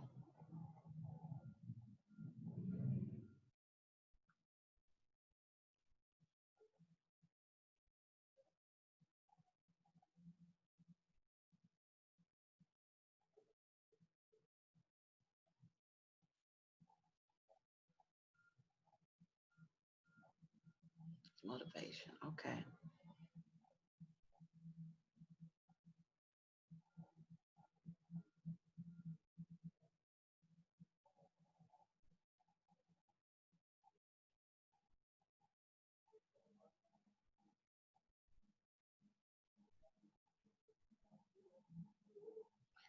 Okay.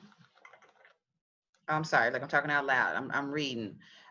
Okay, so I'm leaving notes.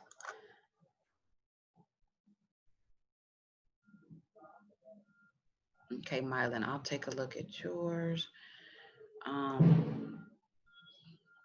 Okay, so here's what I know, just in the interest of time, that we may not have a chance to individually discuss each one, but I'm glad that you guys have put it down on paper for me so that I can give you feedback. So that's kind of what I'm working to do. Some of you are still writing, I can tell, because my screen kind of keeps changing. So we'll take a couple more minutes on this. I want to say about 5 more minutes again on just getting that down, what you took away from your free write.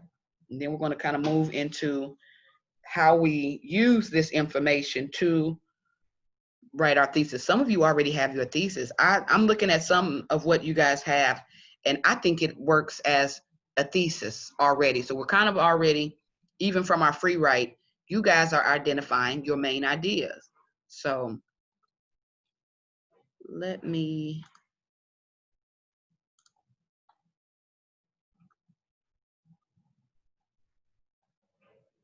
give you guys a little bit more time to work, and then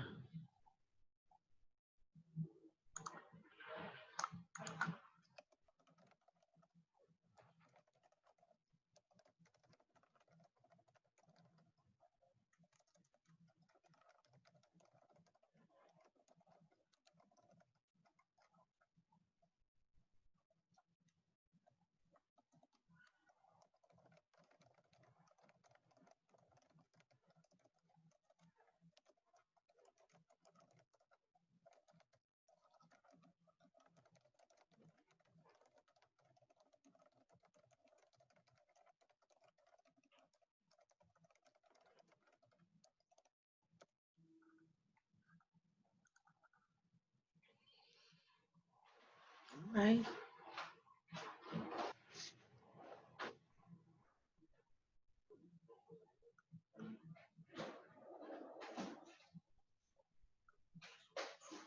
Okay. All right. All right. I think for the most part, we may be done. Just because I see periods at the end, so that's kind of letting me think. If you're still working, that's fine. Just I'll try. You can go ahead and work. But let me start to speak about what we are doing with what you all have submitted. We are going to use the information to help us formulate a thesis statement, a working thesis statement, based on what we've learned this week about thesis statements. One thing we just learned in discussion of the writing process is once you have your thesis, once you at least have a good idea of what your main idea is, we know the significance of the thesis is it's a tool. It's a tool for the reader, and it's also a tool for the writer. So once you have your thesis, you have the tool that you need to map out or outline your essay. So some of you have gotten a chat box response from me where I may have said, this is a thesis. Maybe I said this thesis is too broad or it's too vague. Maybe I said this is a good thesis. But I want you to think about, in formulating a thesis, the next step will then be, how do I support this? What supporting information or details do I include to develop, support, or prove my main idea?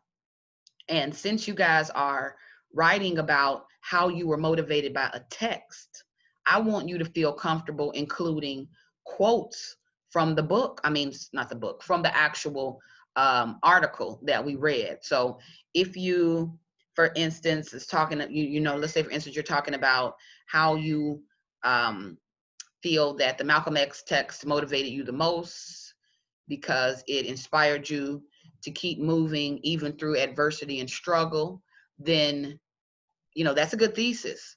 But in terms of how you would support that, since you were motivated by it or inspired, right, to keep moving and keep going forward, you're going to talk about how what you read in that text in turn motivated you with something you were dealing with on your end. So again, it's a narrative. So you will have to use your personal experiences and your perspective, but to support that, you could point to in the text where Malcolm X learned even through adversity, even when he had to turn the lights off and read in the dark, even when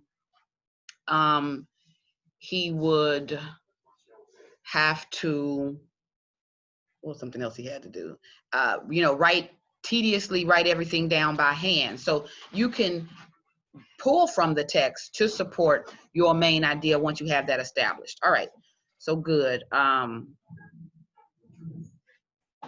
I like too how you guys in your responses are starting out, I was motivated by. I like that.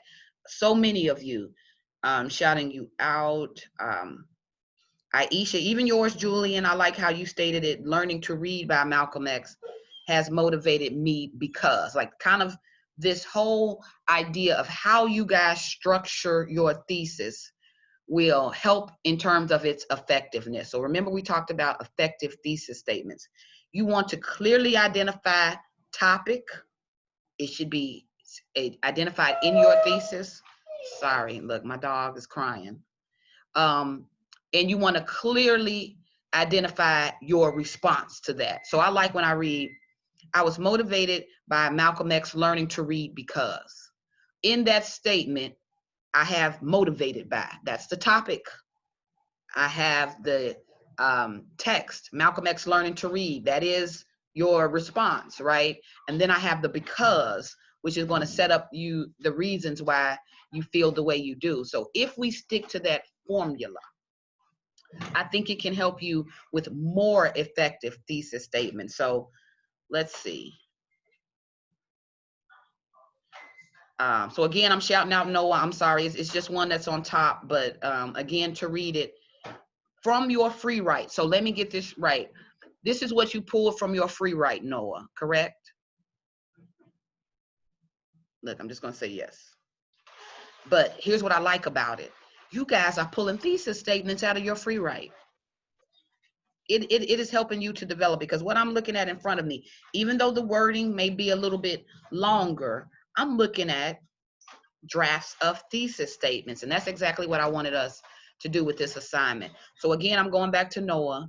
The statement, it is clear, it's assertive. Remember how we talked about thesis statements? It ought to forcefully identify your main point. So you don't want to say, I think, you know, the article that, you know, I believe has motivated me the most, it's just clearly stated, Learning to Read by Malcolm X motivated me to keep moving. Oh, sorry. Keep moving forward, even through the adversity and struggle. Let me, hold on, you guys. Let me let him out of his gate.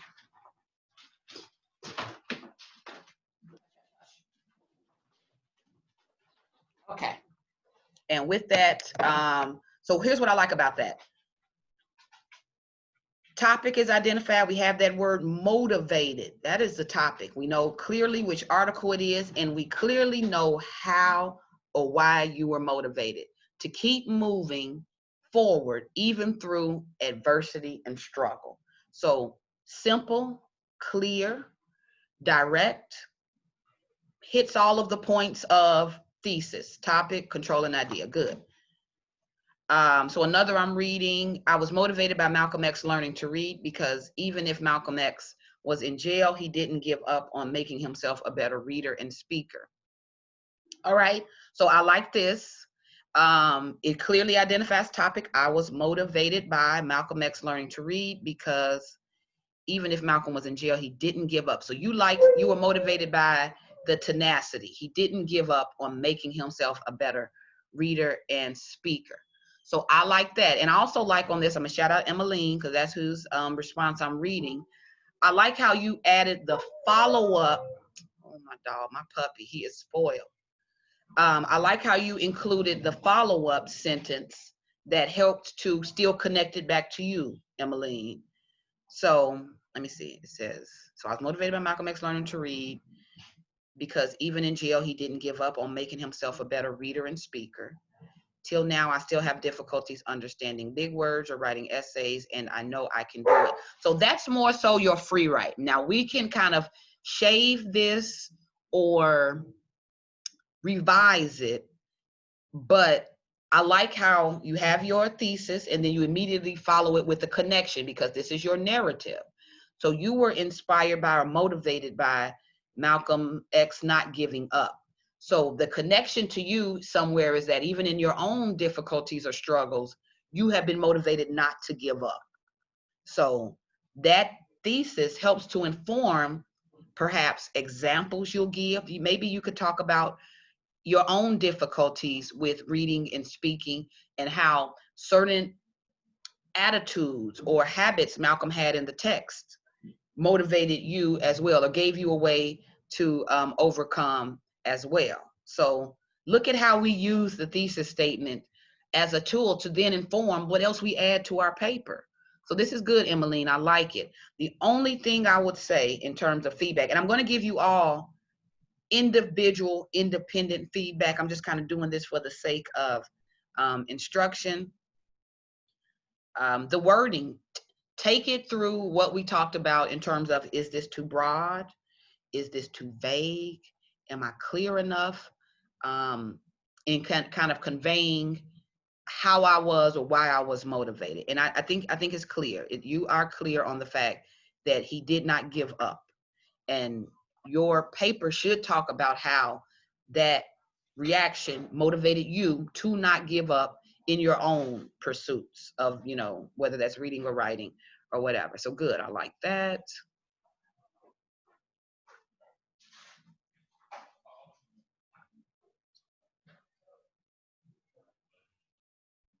Okay, I like this. Okay, Aisha, I was motivated by Malcolm X, and to make this, let's say, just to use this free write as a working thesis, I would perhaps say I was motivated by Malcolm X Learning to Read.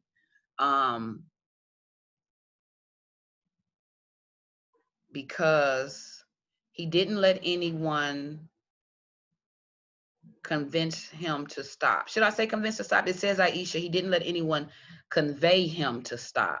But I think that the word choice may be convince him to stop, or he didn't let anyone cause him to stop, get in his way, right? So I like what you have, Aisha. If you, after you submitted it, is it still right in front of you? Did you guys, do you still have it in front of you, or once you submitted it to me, it's gone? I actually edited it. It's not showing the one that I edited. Oh, okay, hold on, because it may be down below. I refreshed the screen. It Oh, just okay, I see. same one. All right. Well, here's what I like about this. I can tell how you are talking yourself into your thesis. So this is free write, so that's okay. We can definitely revise it. I was motivated by Malcolm X, learning to read because he didn't let anyone, we can say, either convince him to stop or get in his way to stop, something like that. But you like the fact that he was persistent. He was committed, right? So either one of those words, I like how you say he didn't let anyone stop him, get in his way. However you choose to word that, you clearly have a why you were motivated by the text. You like that he didn't, you were inspired by the fact that he did not let anything stop him or stand in his way. Now, you also included the way he studied from morning to night to learn how to read and write better. This is not useless information. Even though we kind of reworked your thesis, that statement, the way he studied from morning to night to learn how to read and write, that could go into your body paragraphs as an example. That can go into your body paragraphs as a detail from the text that you then use to develop. So the good thing about free write is nothing is really fluff. Even though perhaps a word was not used for a thesis, a lot of the ideas you guys included in your free write, it can still be used in details. It can still be used as examples and information like that. So good job, Aisha, with identifying your reason. And you've also too thrown in here a detail. Now, even though I wouldn't recommend using that detail in your thesis, it can definitely be used to support your thesis in your body paragraph. So I like what you have. Think about ways you'll support that by telling your own story, your own perspective or personal experiences of how you were motivated. So if you liked that he didn't let anything get in his way, then you are using that in your own educational journey. How? Right? Because we know in our own educational journey, lots of things can kind of come up to distract us or get in the way, or that can be obstacles. So I can see this as a really good springboard into your narrative or discussion of how or why you were motivated. I like it. Okay, Julian, I'm shouting you out. I like what you wrote. Learning to read by Malcolm X has motivated me because it demonstrated that nothing is impossible and you can always keep moving forward with anything you find yourself struggling in. He's so bad. Right. I like this, Julian. Even though I would probably, even with the wording, I don't know if you feel that it may be a little bit wordy, it still makes the point. So I'll let you stylistically determine what you're going to do with the wording, but here's what you clearly did. You identified the article that motivated you the most, is stated. You have the phrasing of that topic, motivated me. You said learning to read by Malcolm X has motivated me. And then you say because, and you throw out, he showed that nothing is impossible. I like that. And now when you write about it, let's see, you said Malcolm found a way to reach his goal, which was to make himself literate even in jail. All right, that's good. That could be an example or a detail that you include when in the body paragraph when you start to talk about it. But since this is a narrative, Julian, your body paragraph, you want to be careful that you don't talk about how Malcolm X demonstrated nothing was impossible. You mentioned that as to why you were motivated by it, but now you are going to write about how that has motivated you in your, let's say, studies or in life. So you are bringing yourself into the details. So you can say, I was motivated by the text because, I learned to have a positive attitude and to work hard and keep doing your best, keep moving forward. So you will attach yourself to that idea. So you would want to bring in your perspective, your personal experience with that. Okay. So it's good that you guys are pointing out how you were motivated, but don't let that lull you into writing about Malcolm X and what he did in the text. The whole paper is about your motivation. So he motivated you in this way to keep going forward, to keep moving forward. And then you talk about how you take that motivation to, you know, own personal experience, you know, maybe your own educational pursuits as well. All right, you guys, I'm kind of jumping around. If I'm not using you or calling you out, ooh, please don't feel ignored. Everybody is going to get a comment from me. I'm just kind of doing this again for the sake of the assignment. Okay, so Jamia, I see yours. I was motivated by fixed mindset telling me it's too hard, but the growth mindset is telling me to try a different strategy and put more effort. The text discusses how our minds think at these one of two mindsets. And you said you keep repeating strategy. Okay, I like that. All right, a couple things here. You clearly are attempting to answer the question. I was motivated by, and you can say fixed versus growth mindset. What is it? The mindsets that shape our everyday. So you want to give the full title when you put it in your paper, academic writing. But for this is good. I know which article you're talking about, and you were motivated by it because, excuse me, you felt that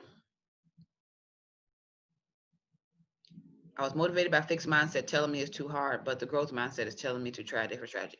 So you were motivated by the article because you learned that with the fixed mindset, let me see, hold on, I'm trying to look at how to word it, that's all. You have the ideas here, but I think it could be, when you use this to write your thesis, I think it could be more clear, more succinct, right?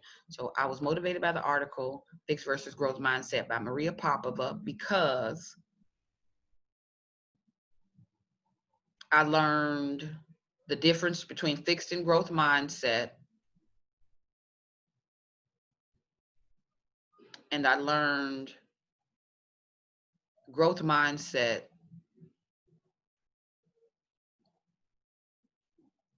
encourages me to adopt a different strategy and put more effort in my studies. So we can say it like that. So you have the ideas, Jamia. It's just us putting it in that proper format. So take a look at this. And again, I'm going to give you tailored independent feedback on it. But the fact that the word strategy showed up, you repeated that in your free write. Think about how you can work that in, because it may be that you were motivated by the growth mindset learning strategy, because you talked about already it's telling you to try a different strategy, put more effort in. And then you said you keep repeating strategy. So sometimes what you keep repeating shows you that it's at the front of your mind, right? So you could have been motivated by the strategies that they discussed. The growth mind, how the growth mindset approaches things. Maybe that was the motivating factor there. So that's good. So you would want to talk about how you will adopt that strategy in your own writing. That's one way of approaching this, Jamia. So I'm gonna say, let's not totally eliminate or discount strategy. You may have been motivated by the growth mindset's approach to things. You liked the different strategy that it employed in terms of putting in more effort, being okay with failure or constructive criticism, things like that. So I like it. But I think if we want to get clearer on what your main idea is from this, Jamia, I would say possibly. I think what you pulled from is you were inspired by that growth mindset. I'm going to say approach / strategy, and then we can build from there. Okay, I like it. See how the word strategy, even though you saw it show up time and time again, we may not have really known what to do with it. You used it though. You said it's trying to tell me to try a different strategy. So yeah, you like this idea, or you are inspired by, or you took note of this different approach, this different strategy. All right, I like it. So do you see that, Jamia? Do you see what I'm saying with that? Yeah. Okay, good. All right, let's see, one more. Oh, we got 2 minutes. Okay, I'll do one more. Okay, MJ, or I see you, I see Rabia too. Let me do MJ really quickly. Mia, did I do Mia? I'm sorry, you guys. I see Giselle. Again, if I don't get you out here, I'll send you individual 2 minutes. Which one can I do quick? That's the only reason why I'm jumping around. Okay. I'm going to do Mia really quickly, just because I can help you before we get out of here. So you stated the main idea. Oh, Sam, I see you added something else too. Sorry. But I like what you added too. So hold on real quick. Mia, you said the author's main point is the ideal of growth mindset and fixed mindset where the two have conflicts. Now, keep in mind with the free write exercise, you guys are not discussing the author's main idea. You are discussing how you were motivated by the text. So again, this is important to know when we are making the distinction between how we write summary, where summary is this whole focus on the author's main idea, and how we write essay. So we're looking at our essay topic, and our essay topic deals with motivation, how you were motivated by a particular text. So the response should not be to point to the author's main idea. You want to point to how you were motivated by the text. So that's what your free write should be covering. So with this, Mia, I want to help you with the thesis, but respond to the question. So use that essay question: in what ways or how were you motivated by the text? And then we can use that to pinpoint your ideas and build a thesis statement. So I do see that. A few others, I noticed a few of you guys are saying the author's main idea, the author's main idea. The essay is not about the author's main idea. The author's main idea, other than perhaps you mentioning it in your introduction. Maybe you could summarize the text in your introduction, but beyond that, the main idea is how you were motivated, how and why you were motivated by that text. So the purpose is for you guys to write a narrative essay. You are telling how you were motivated by the text through personal experience, personal perspective, that first person I detail. So it's not the author or the author's main idea, or here's what the author was trying to tell me. It is, here's how I was motivated by the author's text. Here's what I got out of the text. So that's what you guys are doing with the writing assignment. So if you turned in anything that said the author's main idea is, just kind of keep in mind that it's good to have that understanding, but for the essay, you want to write from the understanding of that essay question. How are you motivated? So don't forget the topic is motivation, okay? So we're at the end of class. Let me go ahead and get you guys out of here. I will spend today and tomorrow emailing you over what has been submitted from your free writes, but you guys should work on thesis statement, formulating a thesis statement. As a matter of fact, let me go back to, I'm sorry, you guys just only had the screen to look at. Well, sorry. Would you like, Go ahead. can I email you my free write? Yes, Mylon, that's good. Yes, thank you, MJ, I'm sorry. So yeah, so that'll work. And then that way I can respond with giving you the feedback you need. So that's good. Thank you guys for that. Before you leave, don't forget the module, week 4 module. Go through it. Make sure you read everything in it. As I have been updating grades, I am cautiously optimistic, but I am somewhat wrinkled eyebrow in the fact that there's quite a few of us who are falling below the 70%, which is like considered good standing in the class. There's quite a bit of us. And I just want to make sure you guys are totally clear on Where to find assignments, really making sure you stay on top of and turn in assignments, completing the modules.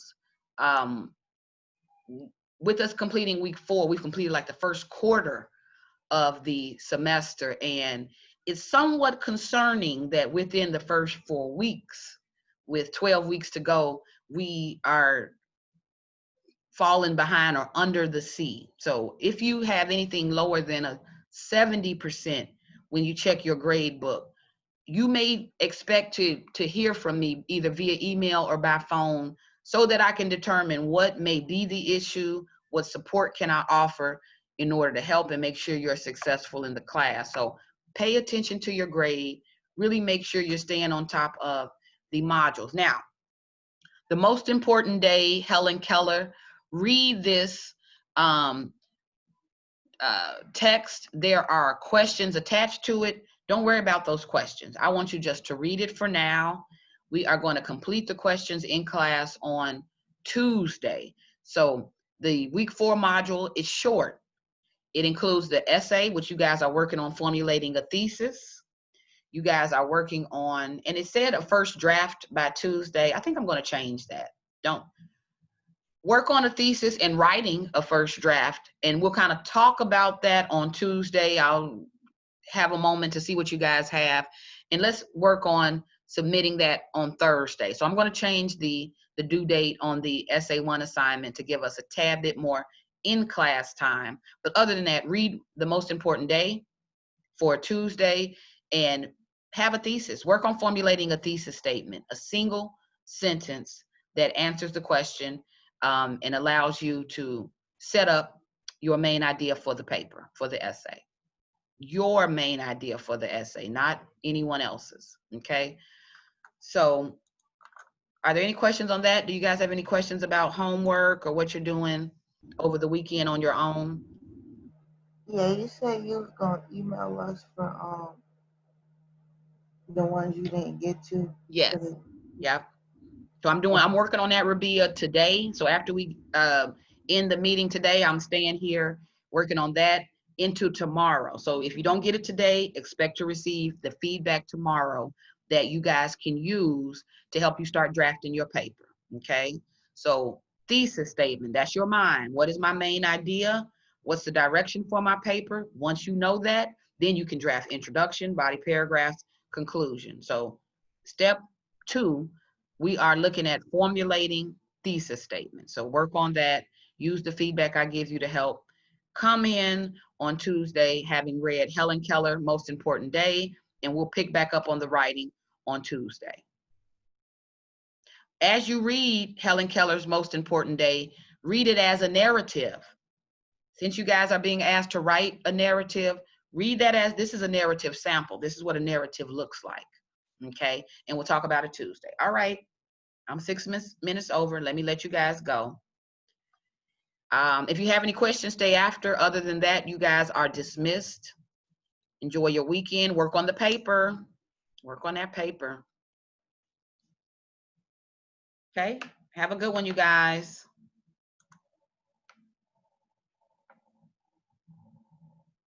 Yeah, I see you, Sam. Don't worry. Don't worry. I saw it. So you're ahead of the game. Good. Don't worry. Okay. Thank you. Yes, no worries. Have a good weekend. You as well.